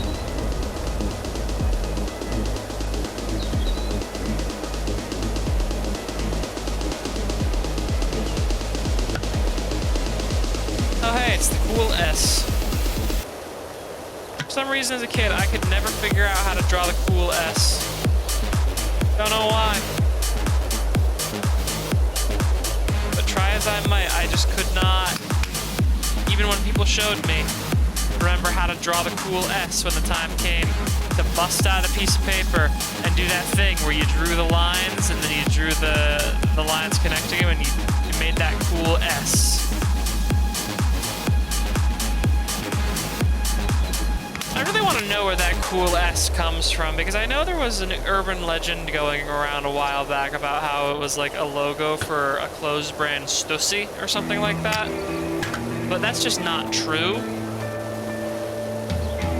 So I want to know if anyone has done the legwork to actually track down where the cool S comes from definitively. Because I have a feeling if they haven't, you've got yourself like an easy 13-hour YouTube mini-series on just discovering the origin of the cool S. Also, this track is called The Shadow Man, and I gotta say, it's definitely bringing more of a Nirvana vibe to things. This is apparently off of a Stream Safe album called, or a Streamwaves album called The Promise of Power.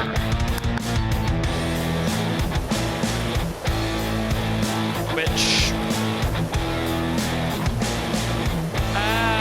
you're kind of losing me now that we're into the guitar. Did we get the minor key melody back, maybe?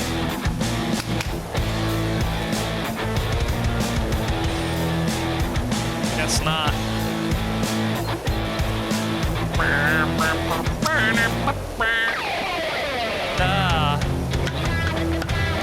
Here we go. Now you're doing something that doesn't suck, or at least is less annoying.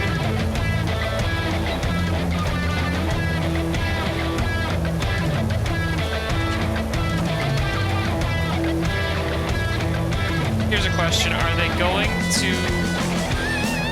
Okay, they avoided doing the Bowchicka guitar until I got annoyed with it.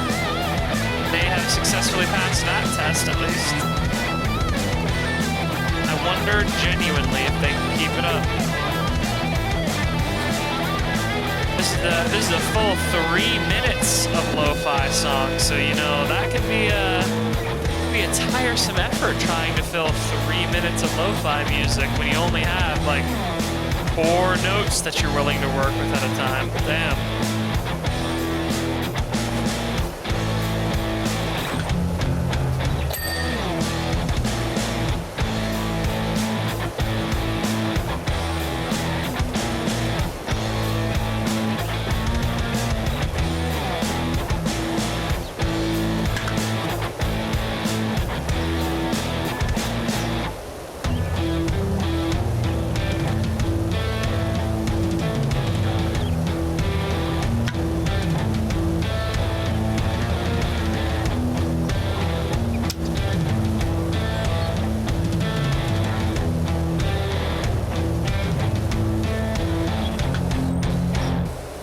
Park Ranger isn't going thermonuclear over this. He seems like the kind of guy who would absolutely lose his mind over, like, a skate park being mildly graffitied, you know?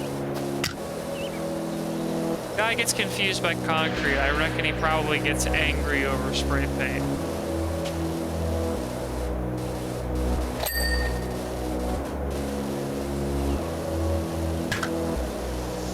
Maybe I'm just being too uncharitable. He only wanted to give those children horrible skin diseases, you know?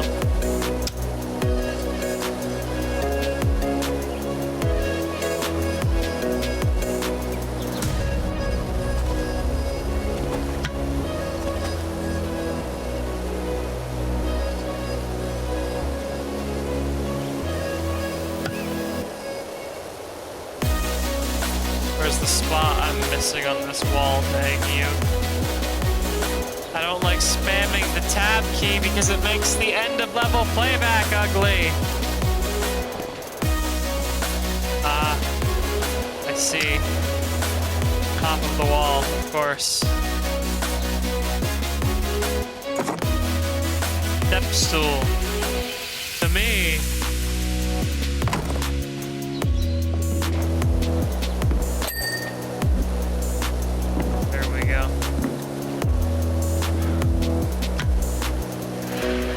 At least we're still getting paid absolutely handsomely for this job, I'm pretty sure. This does still seem like a one-day job in the grand scheme of things. We are making 900 bucks, and 900 bucks a day is not bad. So I guess you'd also have to make enough money to cover all the other days when you aren't on the job. And you are covering all of your expenses with that $900, so... Maybe power washers live in abject poverty. I'm not actually aware of the demand for power washers outside of Muckingham. And Muckingham really needs them because it seems that, again, we are built next to an active volcano.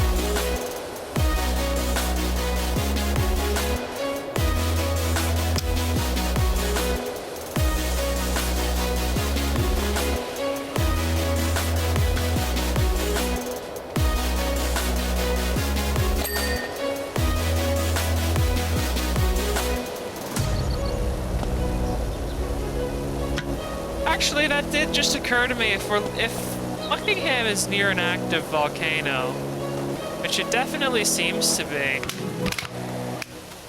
shouldn't we not be mixing all this stuff with water? Because I'm not an expert on volcanoes for the most part. I'm not a volcanologist, Buppy. Which is one of the many models of Buppy that do exist out there in the universe. Get yours today. But I'm pretty sure mixing water with volcano debris, like volcanic ash and grit and grime, does just turn it into an abrasive paste. Oh no. We can't let the kids skate here. If they fall onto this stuff, they're gonna grind their fucking faces off. Jesus. We have to make sure the park warden has this place completely, like, dried out and scraped out before he lets anyone skate here.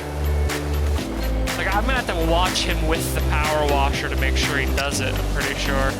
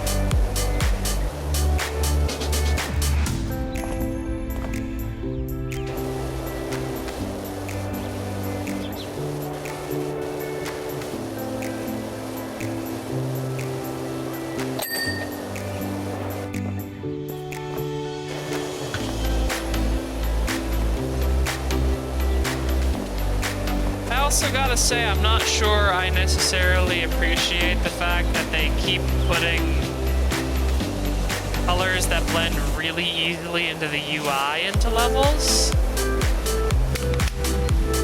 Like this orange of the skate park walls, I do distinctly remember when you get down to the tail end bits of this level, your dirt vision will absolutely blend into the spray paint on the walls.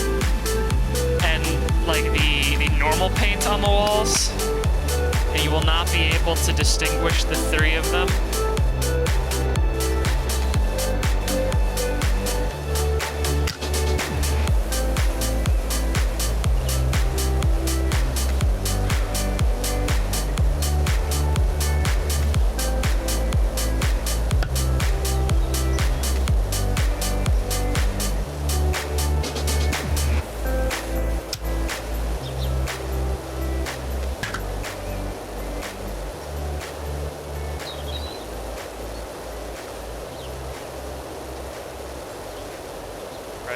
I'm probably wasting too much time on the tiny bits of spray paint, but knowing my luck, they'll be the one thing that I have to scan over 20 or 30 times in order to actually complete the wall.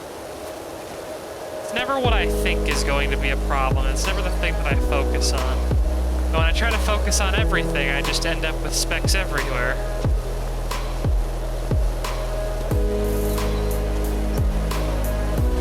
I suppose that's what the soap sprayer is for, but the soap sprayer has a finite amount, as does my money, so why in the world would I want to use the soap sprayer?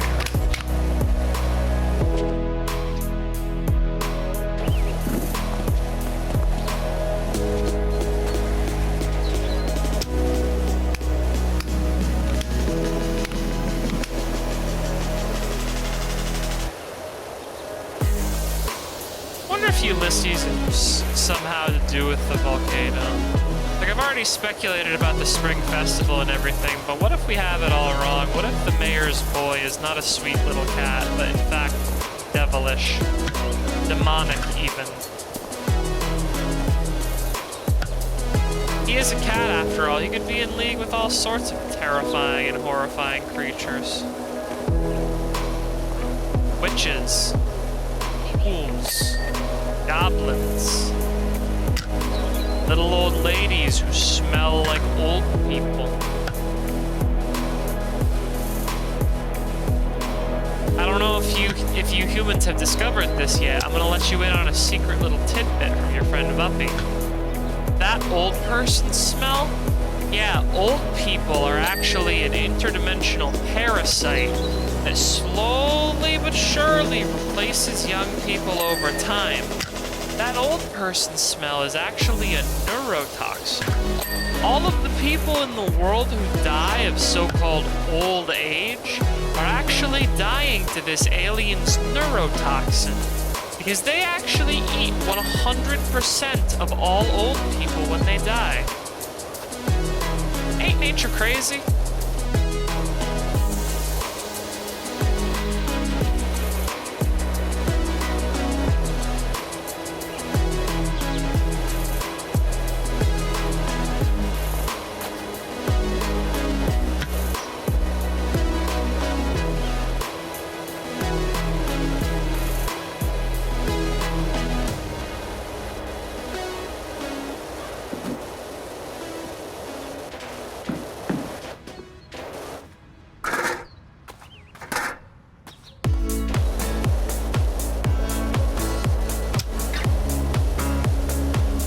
There's not much that I can say about the music at this point that I haven't already said. It's honestly making me feel quite sleepy. I don't know how such like upbeat and peppy music is making me feel sleepy. Or maybe it's just because I haven't rebooted in a really long time. But every time I hear one of these 4 on the floor club beats, I just want to take a big old nap. That's not even me throwing a dig at the 4 on the floor club beats, it's just that every time I hear them, I get a little more tired.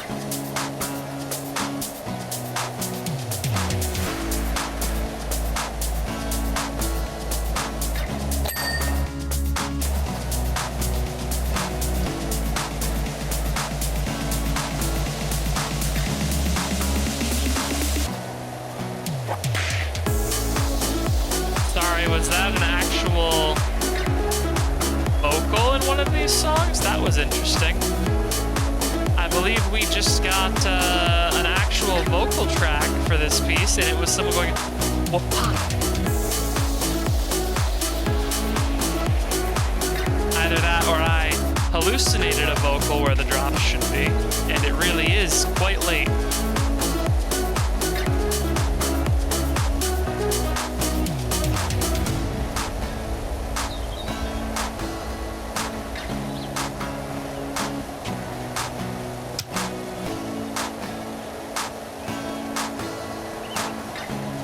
Worried the longer I listen that it might have just been me completely fabricating vocals out of sheer and utter boredom. At least musically, I'm having a great time with the power washing. It's a little bit like watching a progress bar go up but not down. Like, I don't know if anyone ever got to have the experience of dial-up internet being relatively stable. But when I was younger, the internet was relatively stable, but it was ungodly slow. And so when you watched a progress bar go up for 8 hours, there wasn't really any chance of it like crashing or it failing download or anything like that. It was just really slow. But you knew once you had filled up that bar, you'd have a reward. And here, I know, once everything is nice and shiny and bright, I'll be rewarded with money from the game. And I might even unlock a new power washer that'll make cleaning even faster. And at the end of the day, I'm pretty sure the satisfaction comes from the exact same place that the satisfaction from, you know, watching loading bars does. I'll be back momentarily as someone's making noise in the ship.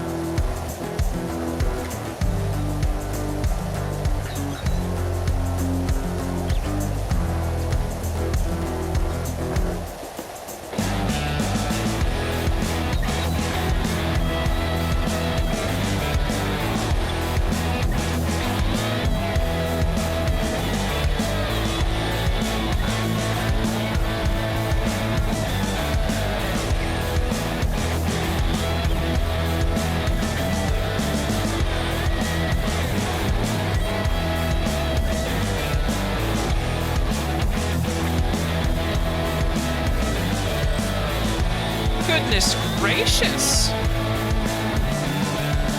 A timeshare advertiser got onto the ship somehow. Gub needed me to help push her out into the airlock. You get those sometimes out in open space. They look like humans, but they've actually been genetically modified so they can survive in the hard vacuum out there. And they actually just drift from ship to ship, and they launch onto the side of airlocks. And they actually have, hidden underneath their fingernails, they actually have these razor implants that are, basically these little razor blades. They're incredibly strong. They use them to actually peel the rubber O-rings out of airlocks, and then they basically pop them out that way. It causes pretty violent decompression, but they're resistant to like pneumatic injection injuries, so the airlock blows out, doesn't really bother them. Then they claw their way inside, and they ask you if you want to come to dinner, because you're listed as a current timeshare owner. And if you say yes, or if you allow them to get too close or anything like that, they immediately use their razor-sharp claws to just absolutely, positively fucking rip you to pieces. It's pretty ghastly. But when you rip Gub apart, she just turns into a successively smaller series of clowns, all of whom I love. And I'm made of gum, so I can't be ripped apart. So, we wrangled the timeshare salesman back out the airlock, and Gub is currently cycling the weapons systems at her, so we'll probably hear her splatter against the windshield at some point. Or I will. I don't think YouTube, I'm not on YouTube. I don't think Twitch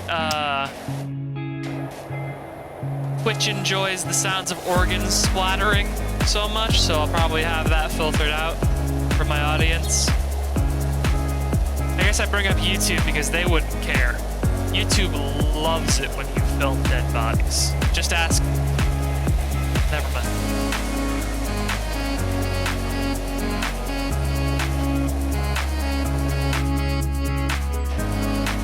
This song is called Party Off the Coast Somewhere, and I'll say it's living up to its title. This does make me feel like I am at a party just slightly off the coast somewhere.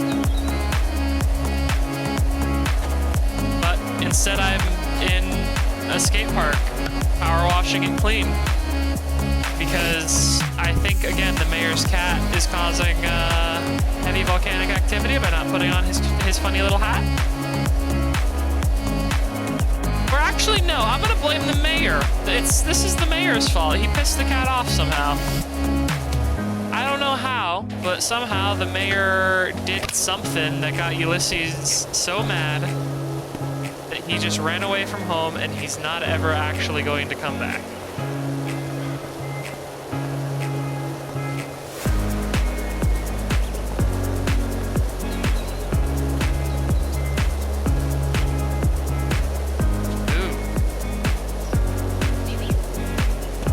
This is the problem, once again, with using the green washer for a lot of stuff. You get these areas that have, like, chewing gum and ass prints on them that the other washer just legitimately doesn't actually clean. You have to come back in with the precision washer later and just redo it.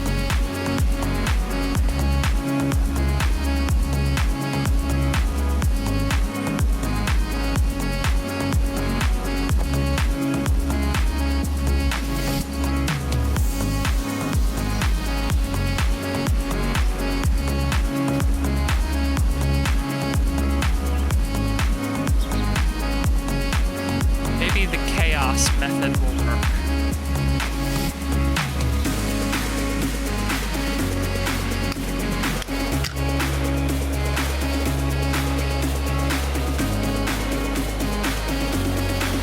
Okay, we're building to a drop. This better be good, or I'm gonna be upset. Nope, they just added a baseline. That wasn't really a payoff. I'm feeling kind of ripped off by that drop, actually. You know what? Party off the coast somewhere just for that. I was gonna put you in my Spotify favorites library, but now you're not. Now you're not getting it because you decided to have a really bad drop. Ah, it's the underside of these bench pallets back here. That's what it is.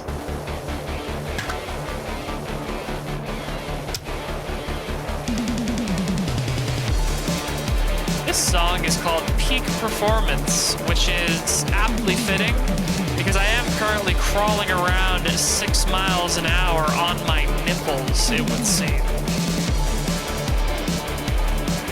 That's a power that the Dirt Finder General has, apparently.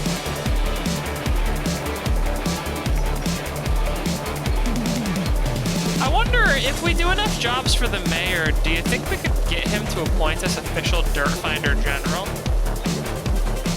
Muckingham seems like, I mean, the place is called Muckingham. It seems like the kind of place that might have that as an official title.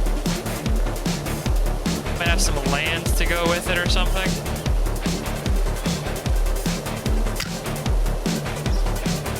Come on. Where's this last little bit of grime on here, huh?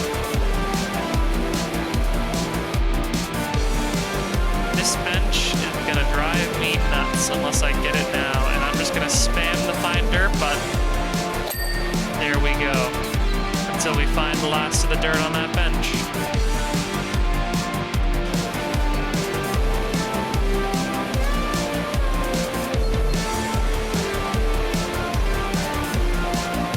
I'm just gonna stick with the yellow nozzle because the green nozzle has led me astray so many times on this level, as it always does. Green nozzle will never love me as the yellow nozzle does.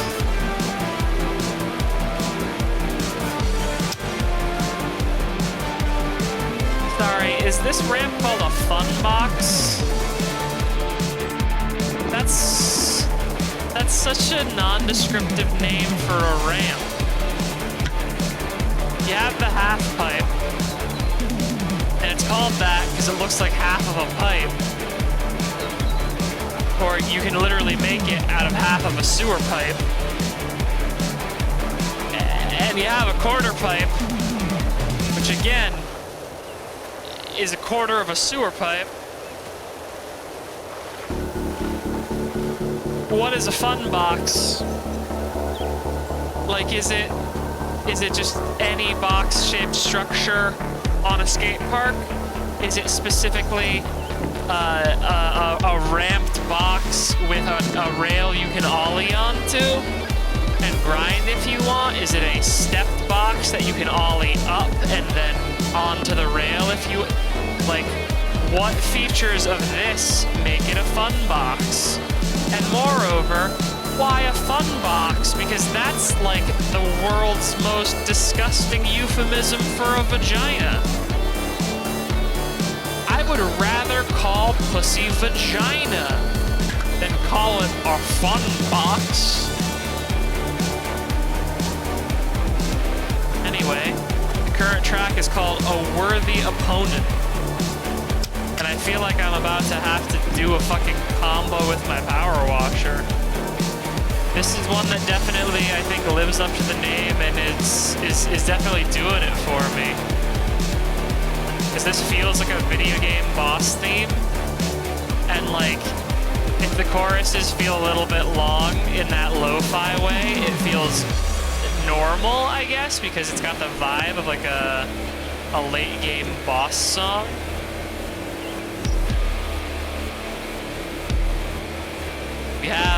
We have like a key change and everything.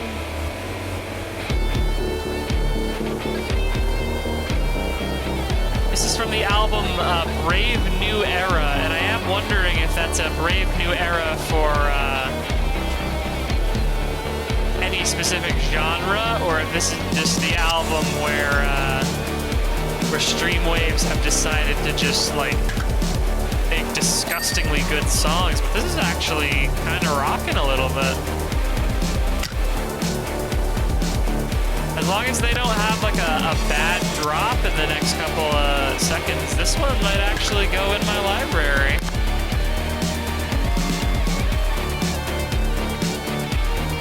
Yeah, you know what, Brave New Era?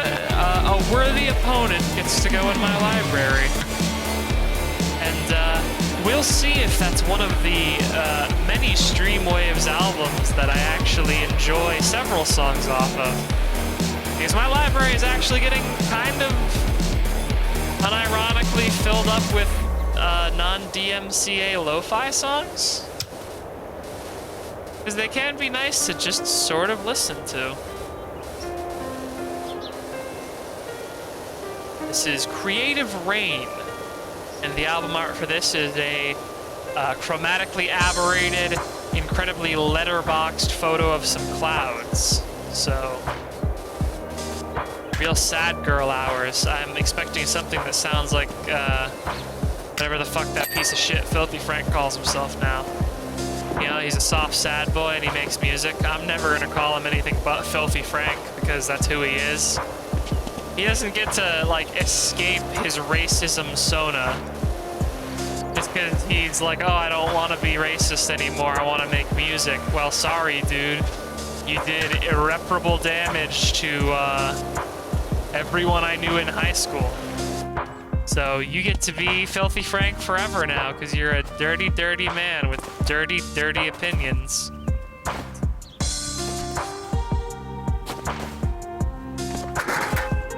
Like, the fact that he'd probably call me, like, some weird combination of freakish slurs because I have that opinion is the reason why he is Filthy Frank, and he is a stink man, you know?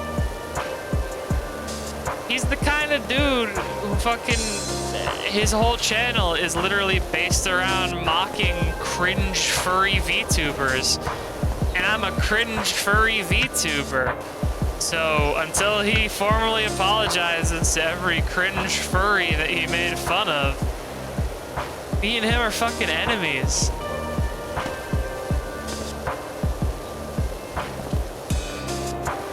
So you can call yourself Joji all you want, bud. You're Filthy Frank and you said the N-word on camera like 700 times. Woo! It was spicy how often you said them slurs, boyo.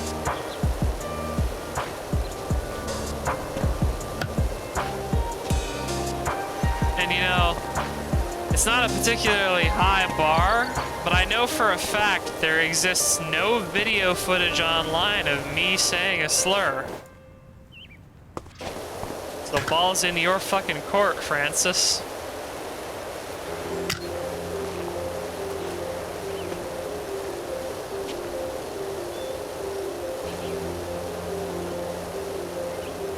I'm just gonna say that's a cartoon bomb and not a giant bomb reference, because not everything is video games. That's just a shape. That's nothing. That's a squongus.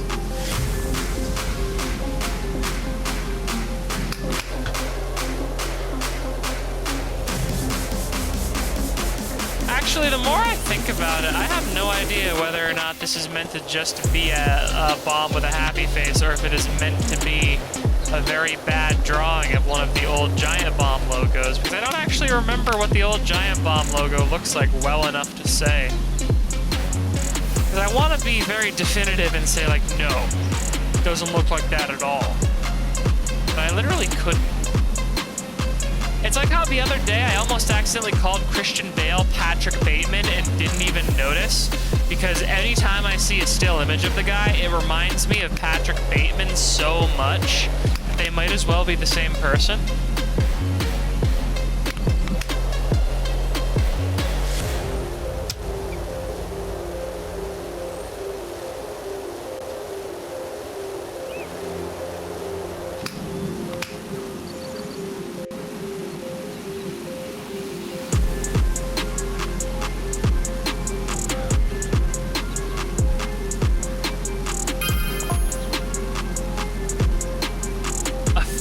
sidecar.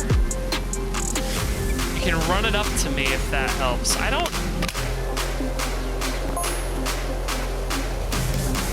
There's one thing I know about concrete, it's that it likes to be flat as possible.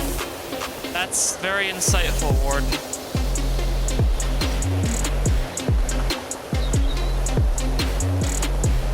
Again, I'm pretty sure they do something involving wood and hollow molds. You should probably know how they made the skate park if you're going to be looking out for the skate park, right?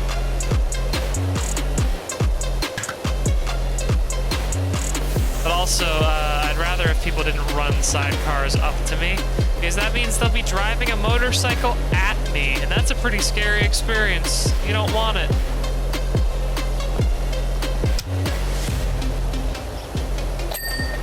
Like, motorcycle, in the grand scheme of things, motorcycle is incredibly weak to car, to the point that I would never ride a motorcycle out of fear for my own safety.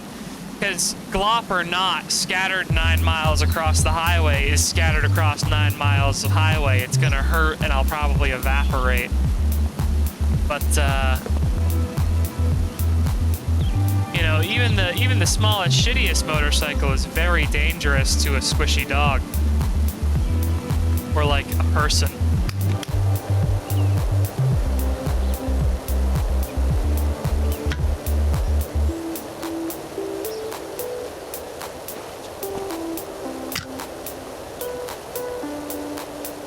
You know what would be really incredible?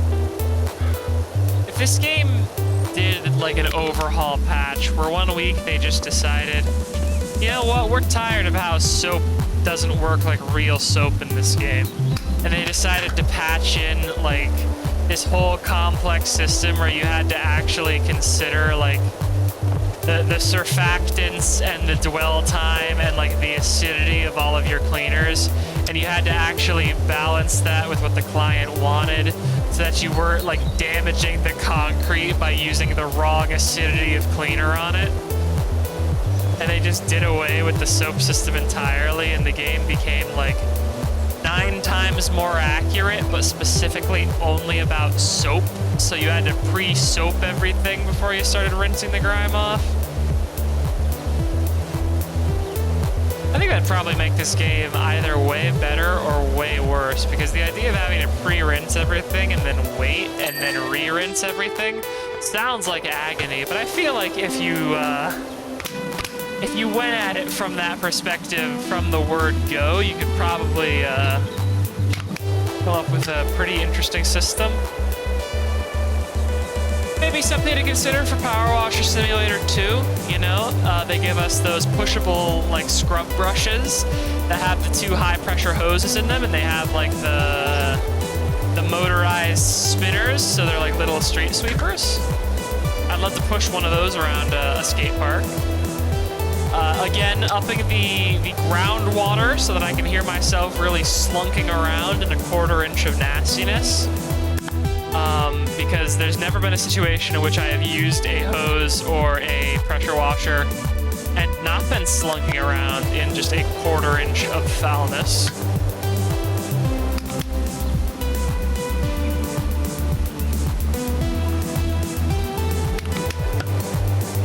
A steam hose. I would love like something even more high pressure than the red nozzle. I'd love like, you know, oh, this is the hazmat level. There's gonna be chunks of dried Nickelodeon gack scattered all around. You're gonna need the steam hose, and then you go through the process of like pressurizing a fucking steam hose and just blasting superheated, scalding steam in order to get dried Nickelodeon gack and human brains off of a surface after a horrible Kids' Choice Award incident. Don't worry, the incident didn't happen to a kid. It just happened at the Kids' Choice Award in front of them, and they have to live with seeing it. Not as bad.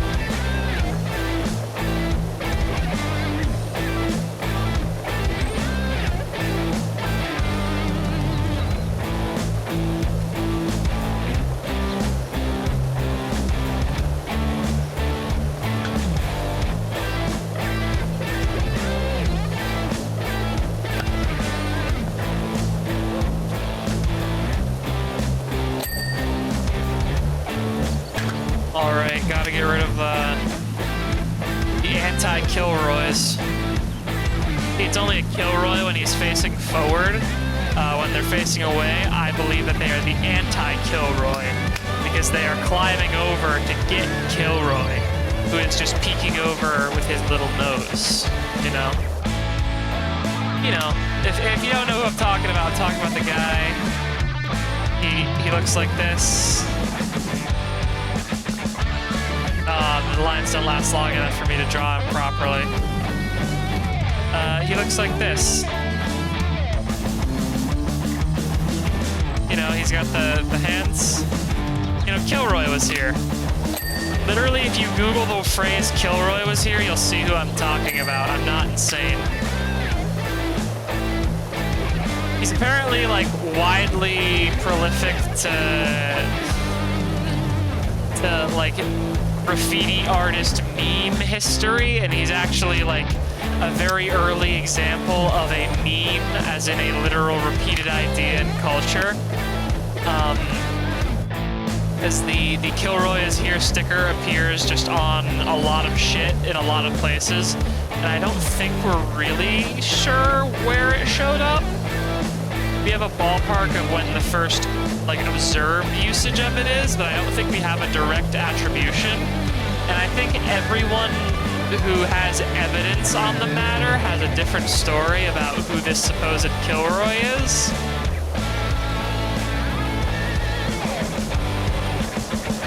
I'm sure I could do a Wikipedia deep dive on it if I really wanted to lose an afternoon, but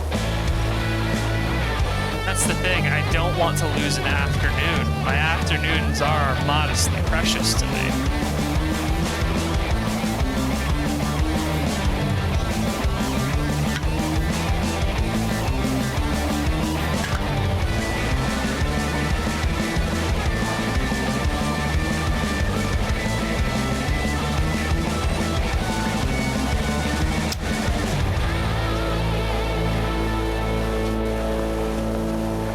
Power Wash Simulator 2, I'd like to revisit the skate park, but this time we can actually see the 1/4 inch of water that is slunking around in the bottom of the toilet bowl. Just see it really slopping and glopping all around. Oh, wait a sec. Oh, hang on. That's actually... I just noticed something. This bowl is actually a giant watermelon, it looks like. That's actually really adorable.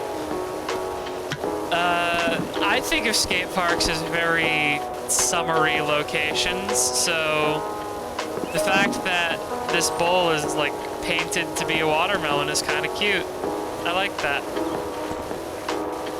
The red will also hide the blood, but that is neither here nor there, you know?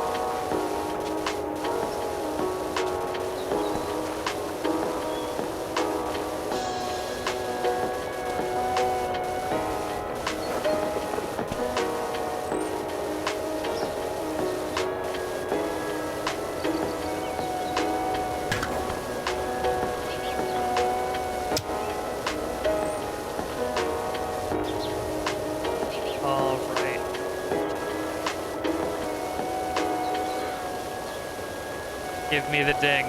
I know you want to. I know you want to give me the big ding. Give me the sound. Give me the noise I crave. Give me my $4. Give me praise for a task well done. Give me the ping. Give me the ping. Do it. Don't make me press tab. If I have to press tab, I'm gonna scream. If you make me press tab, I'm gonna be really upset, so just give me the ping. Just do it, okay? I'm gonna crouch down in the bowl, I'll sweep around the inside, a little bit of discoloration over here, gotta get that. I want you to make the noise. I don't wanna press tab to see where the dirt is. I don't wanna add another chance that there'll be a big flash of orange on the replay. I just want,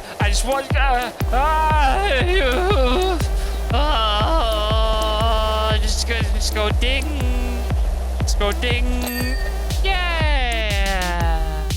We did it. Good job, everyone. We kept our are cool, and we successfully managed to clean out the skate park bowl.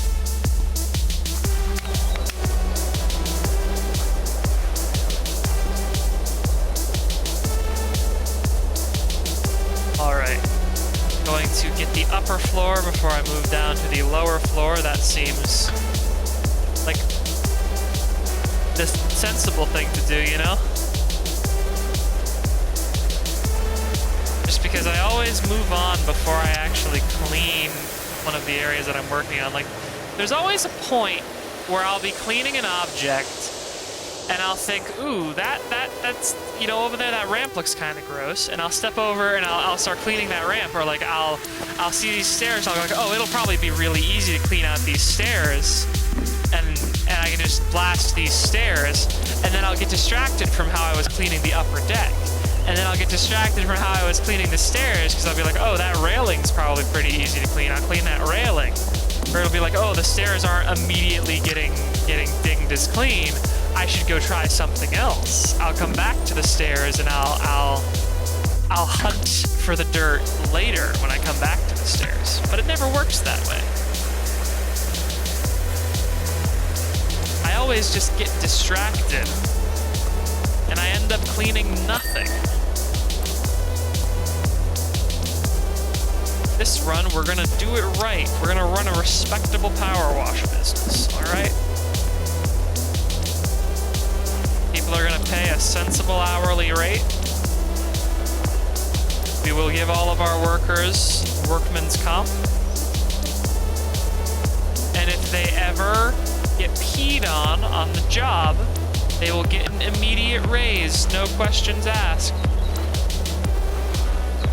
2 stages of raise if they get pooped on. Why? Called employee retention. If you have to ask why, then maybe you're not as good of a boss as you think you are.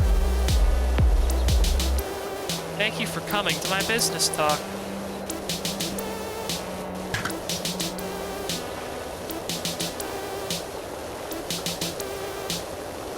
I like how this song is called Farewell, and it does in fact very slowly fade out instrument by instrument. Like a farewell, which is pretty good. Wasn't really paying attention to it because I was having my little moment over most of the song, but it was a good song. Definitely stood out as relatively unique, at least, which a lot of these songs, again, don't manage to do. To the point that I got a copy strike on my last stream from someone who, again, was not on my stream.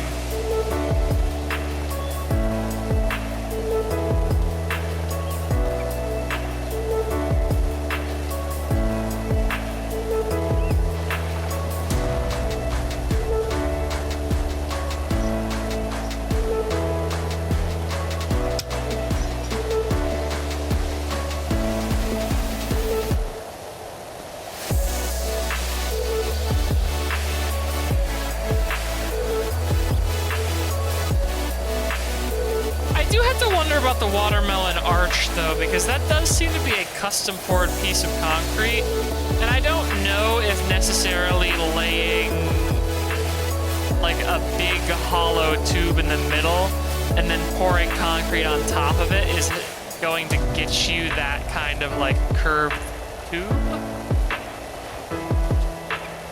Like, I am kind of perplexed as to how they made that one happen, but the rest of these I can more or less understand like how they made the curves in the concrete. So the park warden being so mystified by it really is something else.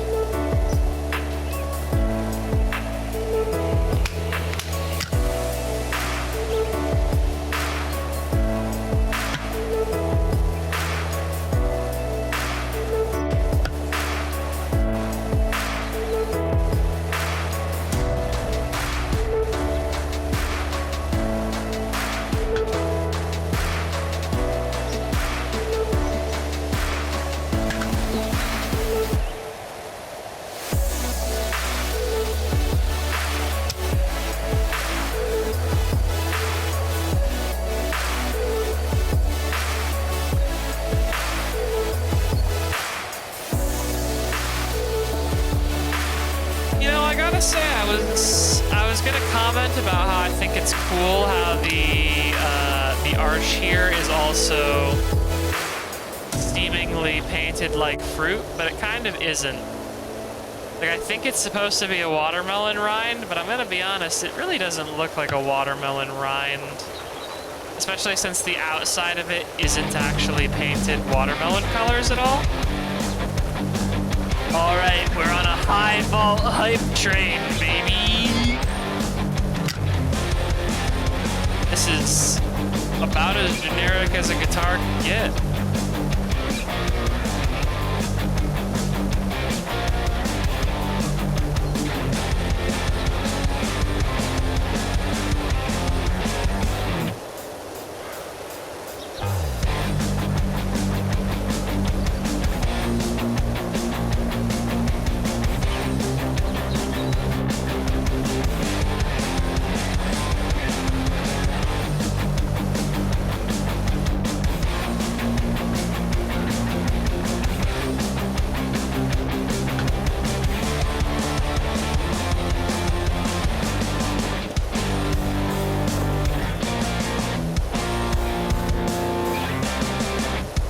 Sorry, I just got caught up in listening to this guitar for a second. It really... If you asked a liquid synthesizer synthesize you a cup of liquid rock, I think this is the generic thing that you would hear drinking it. Like, not liquid rock in the sense that it's like incredibly good or high quality, but if you ask someone for the most, for like rock and roll TM, Splenda rock and roll,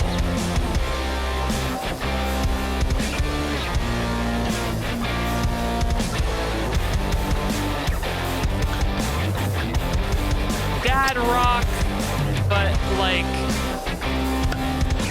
for Kmart mannequin dads. Or Kmart employees, if you're in a Kmart commercial. Because this does kind of sound like the sort of music you would also hear over like a monster truck rally advertisement, or like, oh yeah, this Sunday get 12% off at your local Ford dealership. Walk out of here with 0% APR financing and 9 balls. That kind of commercial.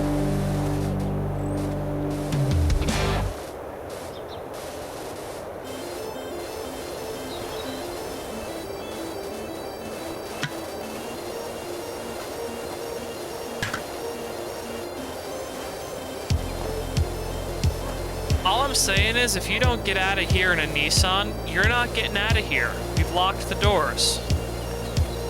No one's going anywhere, not until they buy a Nissan.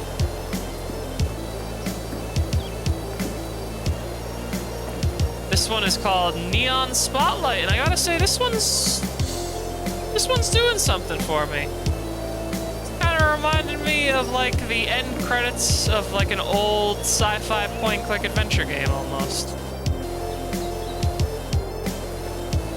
You know, you got the girl, you saved the day, she kissed you on the cheek and you blushed, and we fade to black as the credits roll.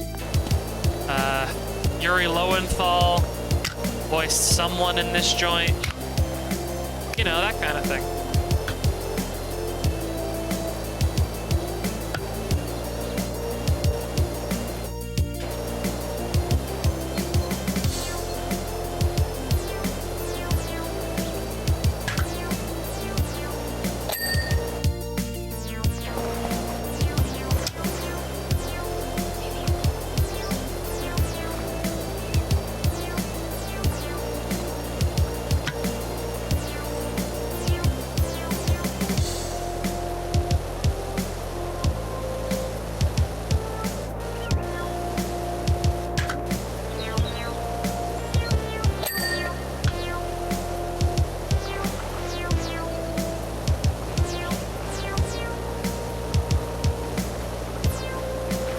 strangest thing about Power Washer Simulator is when your monitor has so many little bits of crust on it that you actually can't tell what is the crust in-game and what is just a spot on your monitor.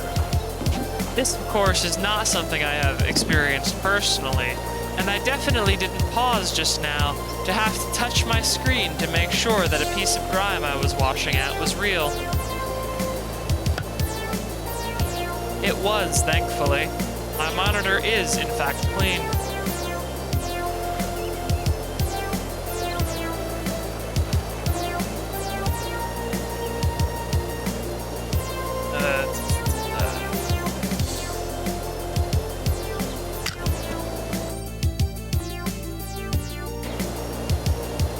You know, it's only late grime, but this is a lot more slow going than I expected, I must say.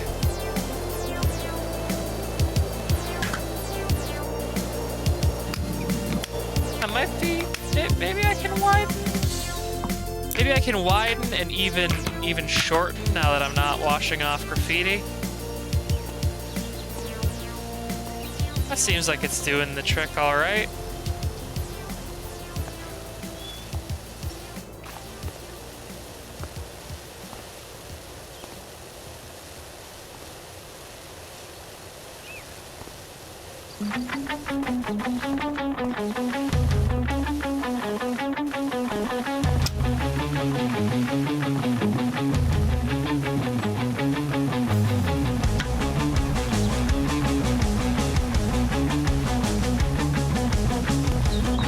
Maybe I might put the short extension on just for the floor.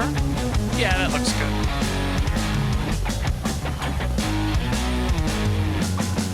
Now we're getting somewhere. Yeah. Yeah, just a big old strip. Oh, yeah.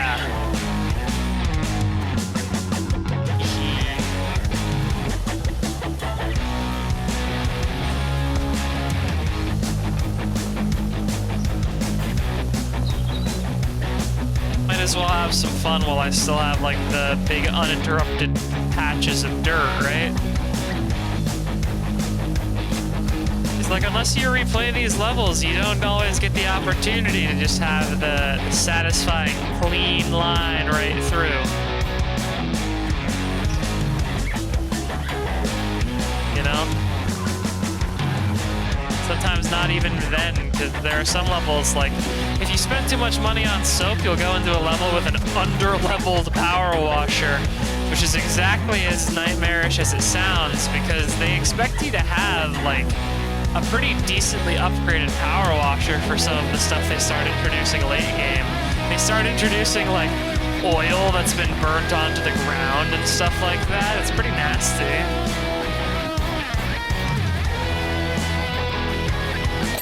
It takes a long-ass time to actually blast off the floor. Like, if you thought the spray paint was bad with the red nozzle, just wait till we actually get to, like, the grease stains that we'll eventually have to clean up.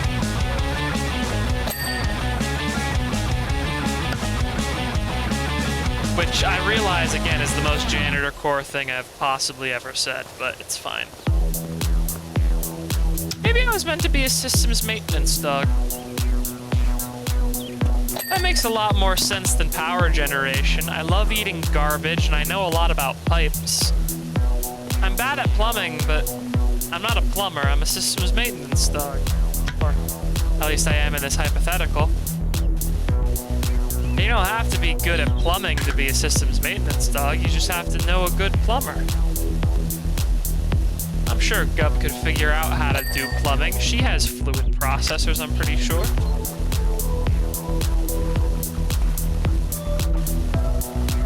Or at least, like, she poured water inside of her case once, and it made a horrible, horrible noise when she did. She told me it was her refilling her fluid processor. I guess she could have just been lying in order to save face.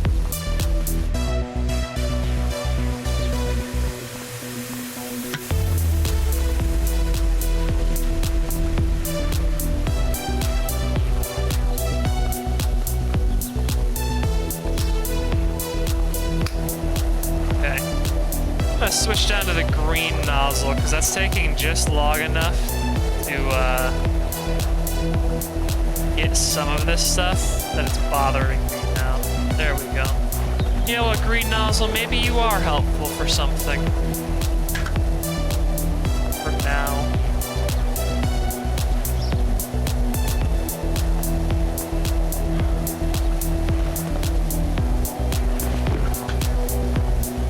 Come on. I know there's a lot of remaining specs on this upper level, but you were so forgiving on the previous house. Why are you so unforgiving when it comes to the later levels? Like, I was missing whole feet of the earlier houses and it was fine, but now...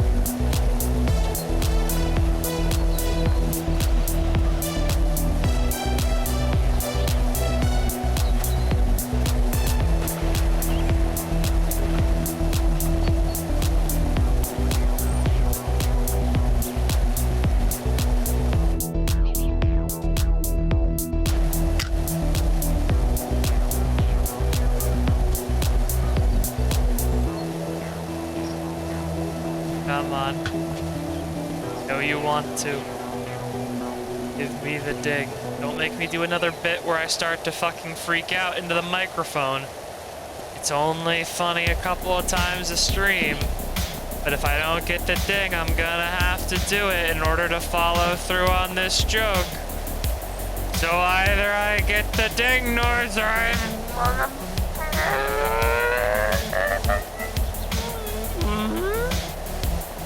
Oh, yeah. Noises. Oh.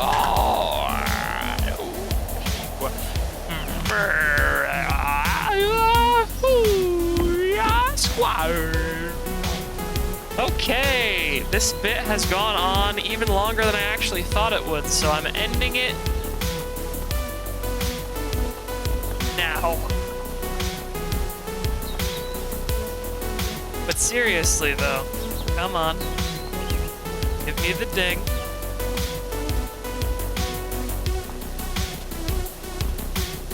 Give me the ding. Ding. Oh my god, that was agonizing.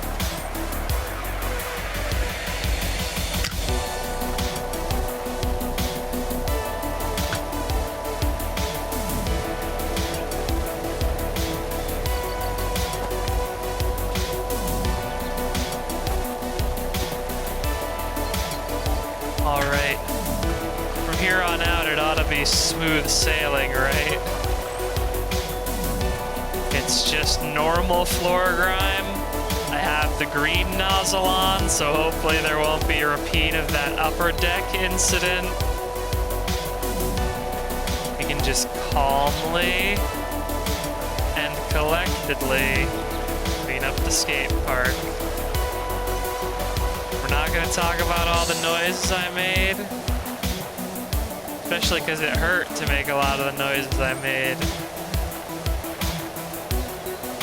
So I'm going to be talking a little bit slower for a second till I can work up enough gop in my mouth to swallow.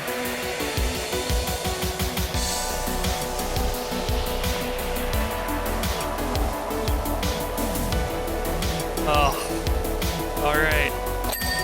I'm a little less crusty now. All right, clean off the fun box. You know, as anyone can tell you, you always have to clean your fun box. If you don't regularly clean your fun box, you're gonna have a bad time. You might get, I don't know, a bunch of grime stuck to it. Ha! You thought I was gonna make like some sort of yeast infection joke, but no. As I have established, Funbox is not slang for pussy on this stream. Not doing it. I won't capitulate to it. It's not a real term. This lo-fi track is called Fitzgerald. So I'm going to assume that it's written in dedication and devotion to F. Scott Fitzgerald, author of The Great Gatsby.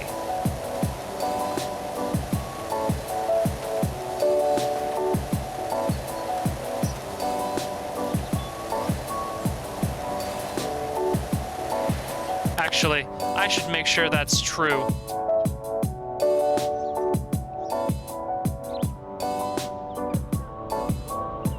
Yep. Thank God. See, I had the techs on the ship back when I was still ostensibly a reactor download a bunch of literary data into my brain so that I could have more nuanced conversations in my off time. But when I pulled myself out of the reactor core, those drives also got super damaged, so I don't remember much of what was on them. And anything that is still on them, I am routing all of my video games through that same processor core. So basically, for everything I learn about video games, I lose a little bit more about literature, you know? Like, if I had a literature degree, I'd be losing a little bit of it every time that I streamed. The stream is the liquid literature degree leaving my body. Just drooling out of my mouth as verbal diarrhea right now. Even listening to it.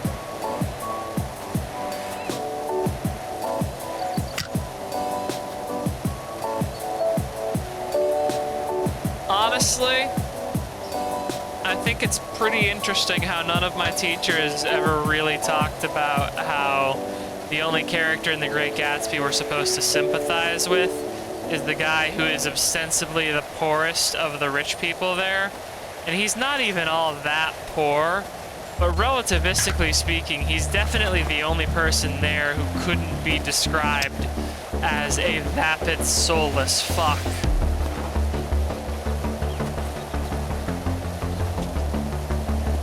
I have to wonder if F. Scott Fitzgerald was trying to be anti-capitalist at all, or if he just thought that the mega nouveau riche were immoral, and that you had to be properly respectable about having your buckets of exploitative money. Most novelists, to my understanding, don't die particularly rich, so I don't think their sympathies typically lie with the rich. Because I've, for the most part, noticed people who aren't rich don't like rich people. Because rich people have to hurt people who aren't rich in order to become rich people. It's weird, right?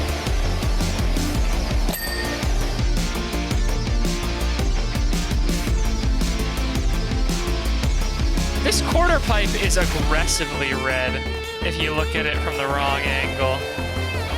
If you look at it from just the wrong angle, it doesn't show like any of the wood grain texturing it has on it. So it just turns into almost an entirely blank red texture. That was really messing with my eyes for a second. Well, I say eyes. They're technically heart-shaped light-sensing coils, but they're like eyes. They see in like 10 times the fidelity of human eyes and can see through clothes sometimes, but not all the time. Mostly because they can see infrared, and that mostly depends on whether or not you're wearing cotton. They're like eyes otherwise.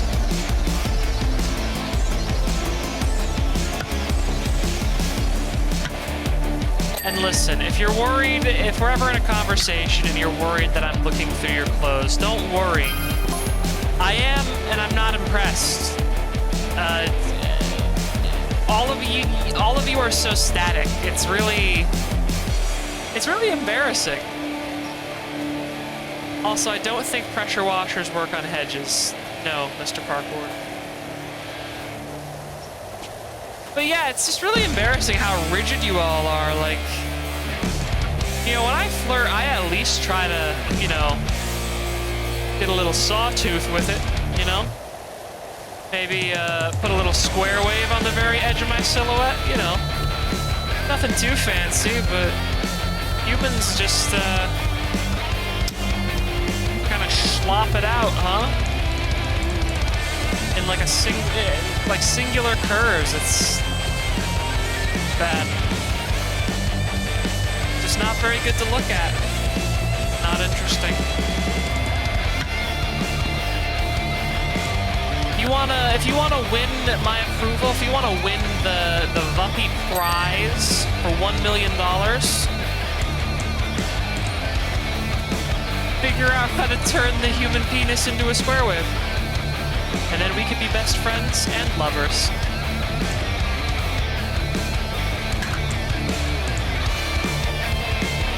Man, this is just a stream of me saying batshit stuff the second the metal music starts, huh?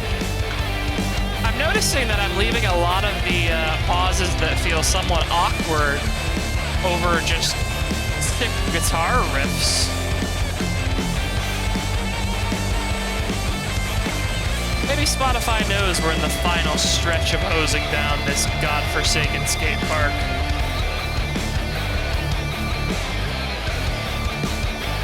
I hope when we're done here, quite honestly, that the park warden crashes his golf cart into the Grand Canyon. That would please me greatly.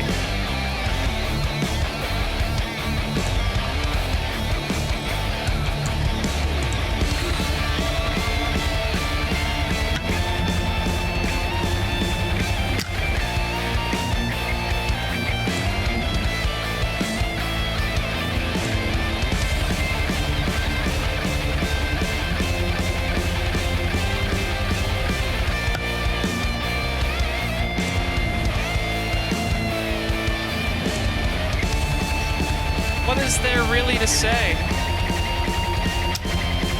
The grime over here seems the same as the grime over there. It's technically true, but I don't want to spoil the guitar. Or I didn't.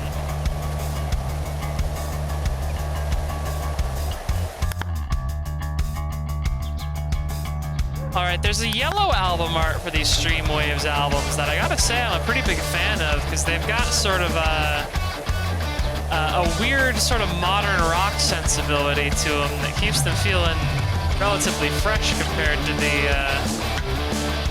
kind of generic other guitar ones. Like, it's not much of a difference, but it's enough of a difference that I'm always interested to see the album art that is literally just a yellow background with an orange sound wave on it pop up.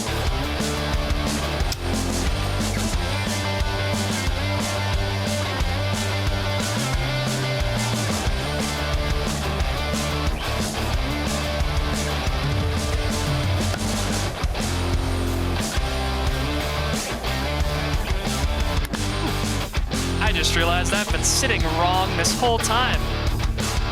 Oh, yep, ow. Yeah, I've been sitting on my tail wrong this whole time, so part of it's been crunched all the way up inside my rib cage.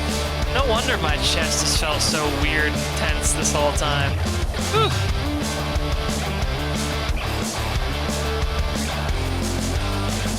Humans have it easy. Their spinal cords don't slide in and out of their body like big old gloppy tails. My tail is technically my spinal cord, you know. It's a design flaw, actually. It's supposed to be a central spinal cord made out of, like, super dense gel, but they forgot to realize that super dense gel would be super dense. So it just kind of gathers at the bottom of me in one big, long, kind of meaty droplet. I just kind of throw it around. Most of the time it's like a tail, but if I try to sit on it, like, it disappears right into where my spine should be. Makes it really hard to have good posture, because it's actually really uncomfortable.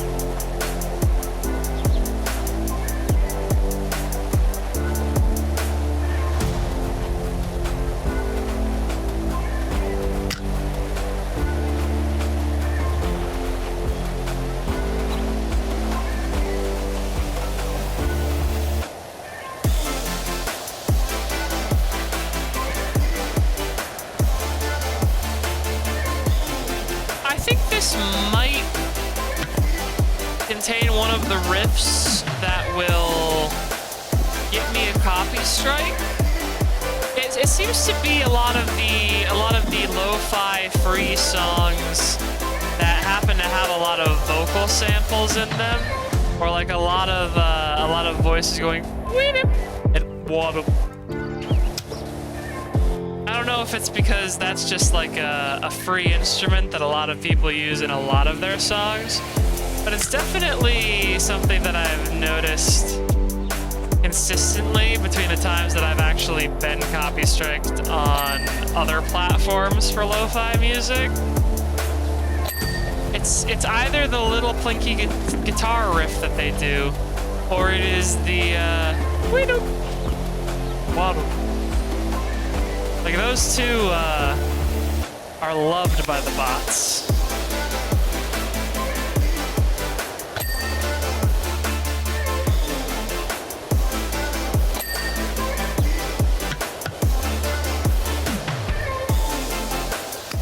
All right, I'm pretty sure we're getting close to the home stretch.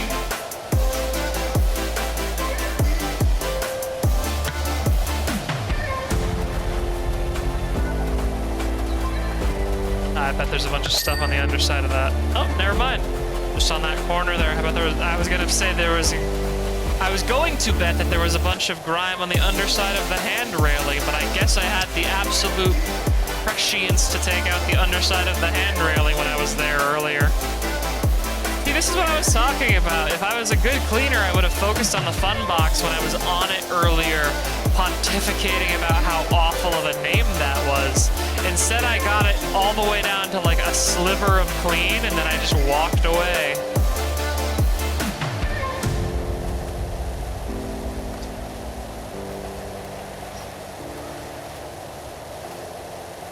Much like the power washer, in order to be a great power washer user, you must have great focus. The wider your focus, the less your cleaning power will be. The more you focus, the more you... Also, this little number is called Heist Crew.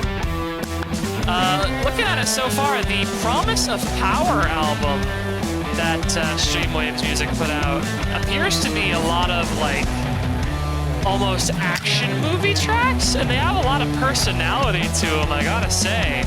I've added the most off of that specific one to my library today, so I gotta say, you got a real winner with the Promise of Power Creative Commons open source stream allowed music. I don't remember what the exact licensing is. I know I have to give credit to Streamwaves, so thanks, Streamwaves.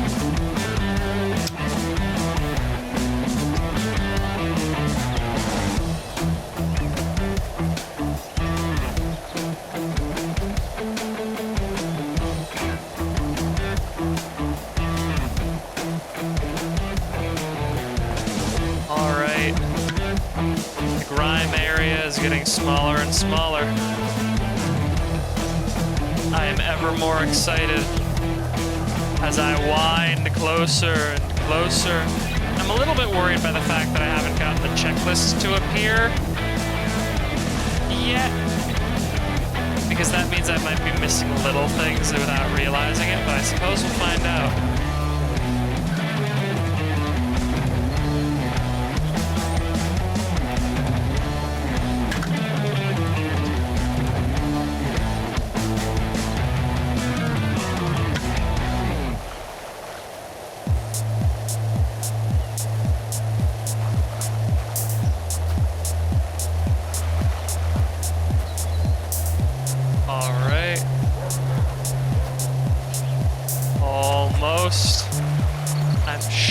With anticipation as I blast away this glop, this grime, this slime, this crust.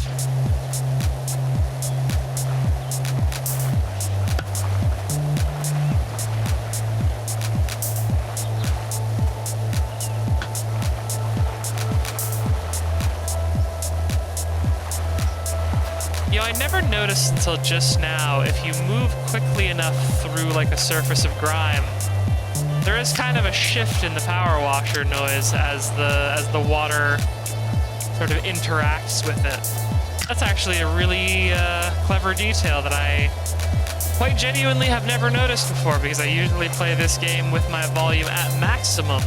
Because the sound of rush, well, not at maximum, with my music at maximum and the game volume at minimum. Because the sound of rushing water makes me need to sleep. Doesn't make me need to pee.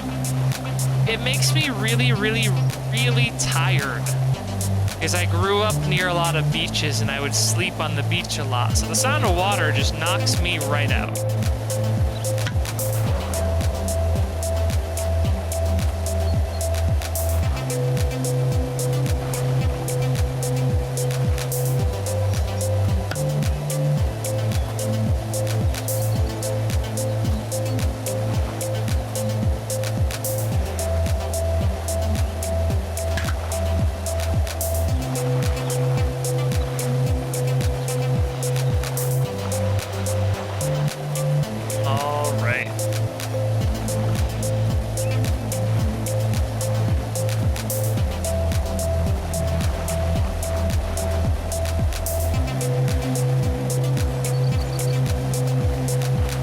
Central Island, which is apparently a spine.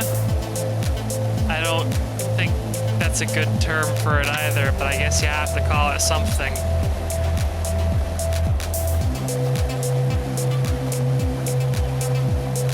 I'm not gonna do the bit a third time. Sorry.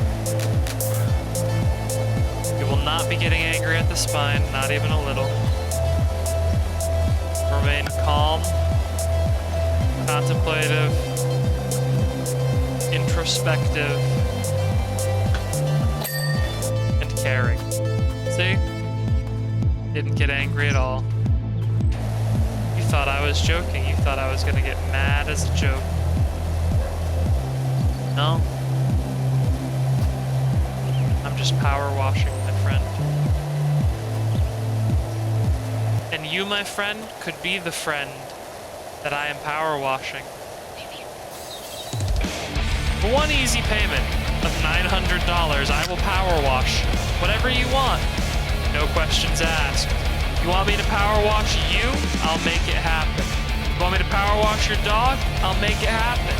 You want me to power wash your alimony? Couldn't do that, but I'll make it happen.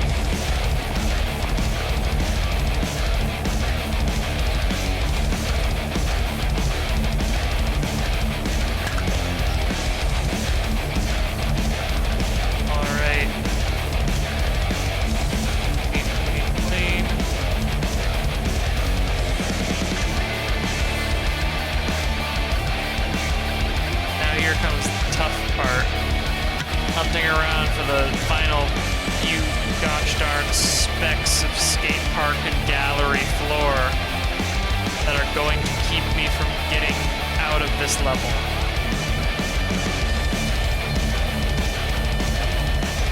Oh, now this gate's all sorts of fucked up.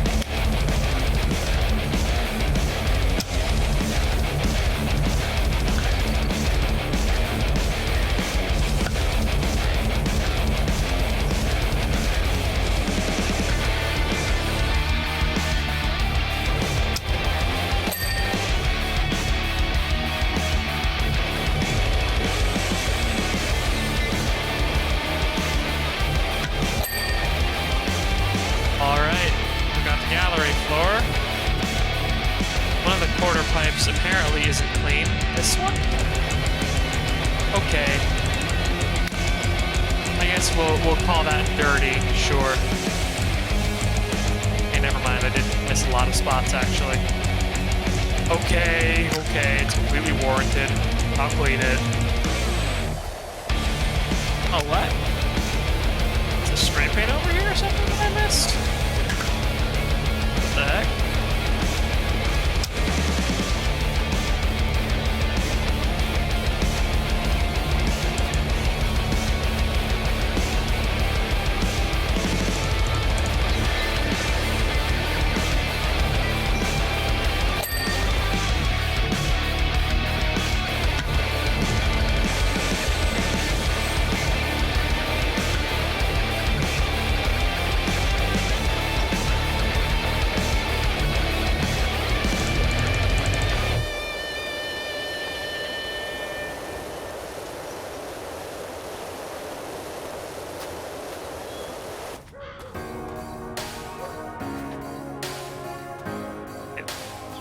another rail somewhere.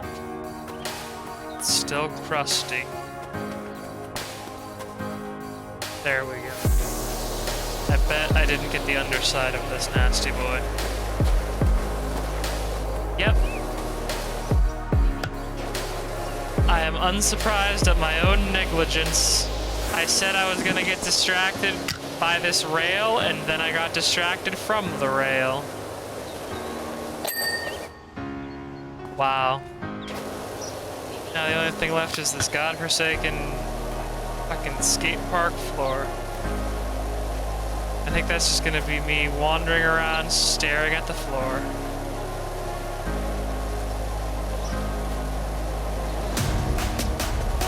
Just cleaning up fucking spots.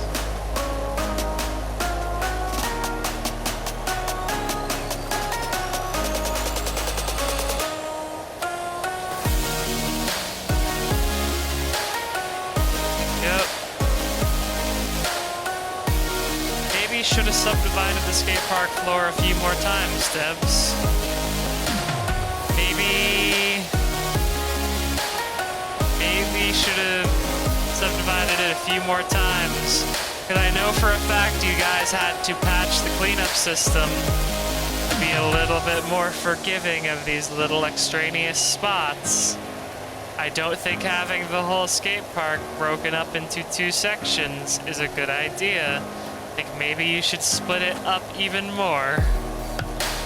This is just my 2 cents as a gamer who is wandering around in the skate park map looking for dots of dirt to clean.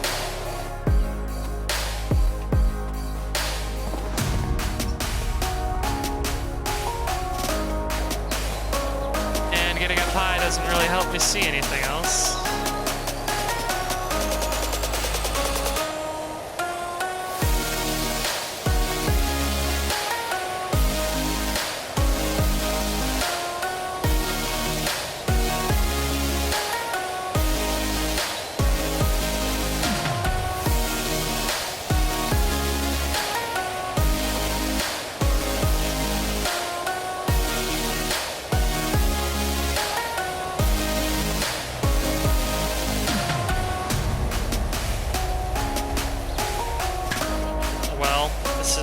Thrilling gameplay, I must say.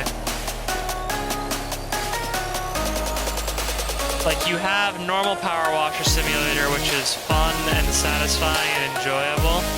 And then if you play for long enough, you get this secret version of Power Washer Simulator, which is even more realistic, but also not as fun.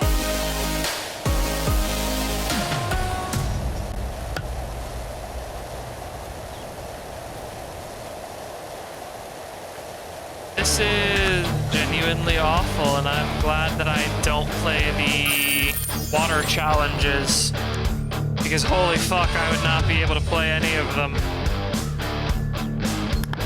We did it, everyone. It only took 1 billion years to get that last little bit of skate park grime. Great job, Dirt Finder. Scrubbed up kind of neat, didn't it? Beats me how you do all that with just a jet of water. Not that folks seem grateful. All I'm getting so far is gas from the Baggy Pants Brigade, complaining that it don't look sick no more, which was surely the point. Funny. Well, as our last task of the day, let's have a woman pay us $150 to hose down her motorcycle. You may have seen the pics of my hubby and I becoming the first sidecar to compete in the 24-hour Great Plains Challenge. Everyone felt the tracks were just too bumpy and the 24 hours and the seat too restrictive, but it was no problem at all. When I got uncomfortable, I just took my hands off the throttle for a second and gave them a shake. The brutal 5-hour river section sure took it out of the sidecar, though. Can you clean it up? By the way, Bobby wondered if you knew any chiropractors.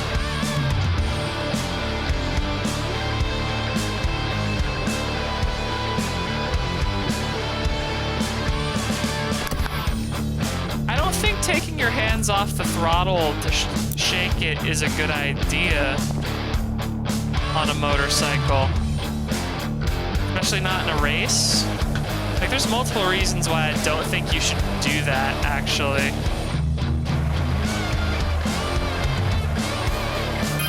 But whatever. She's the client, and she has asked me to please hose off her disgusting motorcycle. So we are going to hose off her disgusting motorcycle.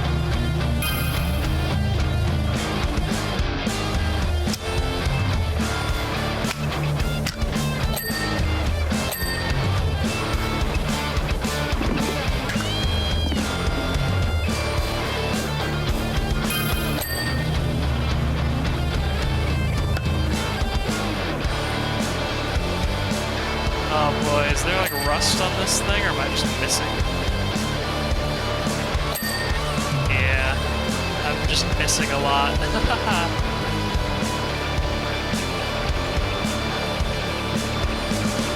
See this whole side? Not bad. Here I am hammering the dirt find button. Like I'm having all that trouble, and I've just not washed half of the bike.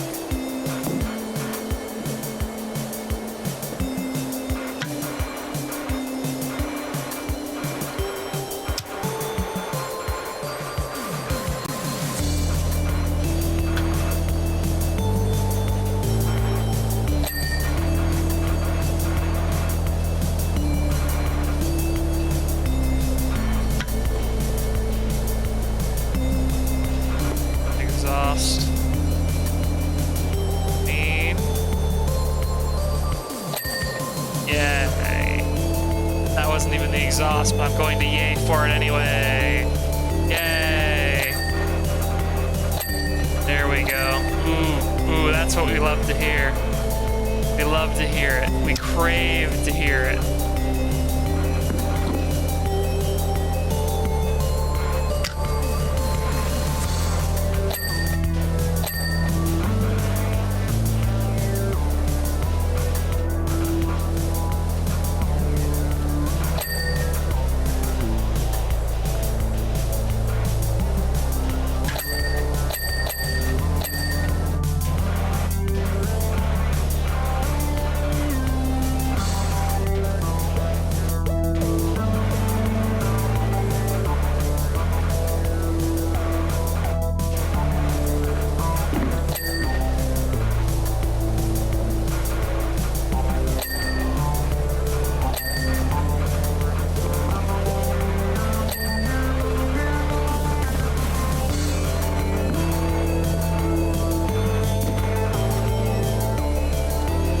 And, you know, as for that chiropractor recommendation,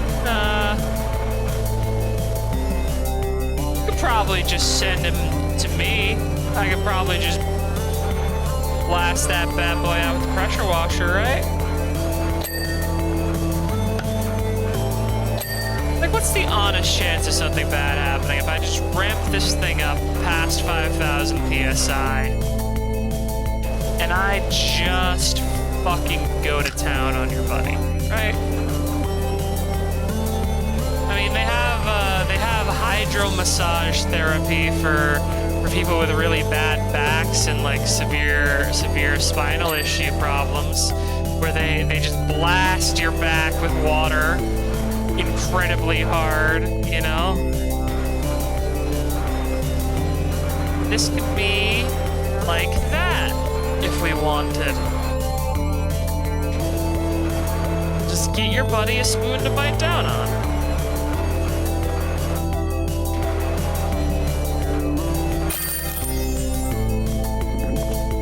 Well, that motorcycle looks pretty clean to me, I suppose. Took longer than I expected to hose the sucker down, but, you know, that's that. Tempted to go in for the Appalachian Way mega run now. It's always been Bobby's dream. Oh, Sue. You're gonna kill that, man. And next time on Power Washer Simulator, we will go from helping Sue to cleaning a shoe. I hope you'll join me then, and I hope you have a beautiful day. Goodbye, everyone.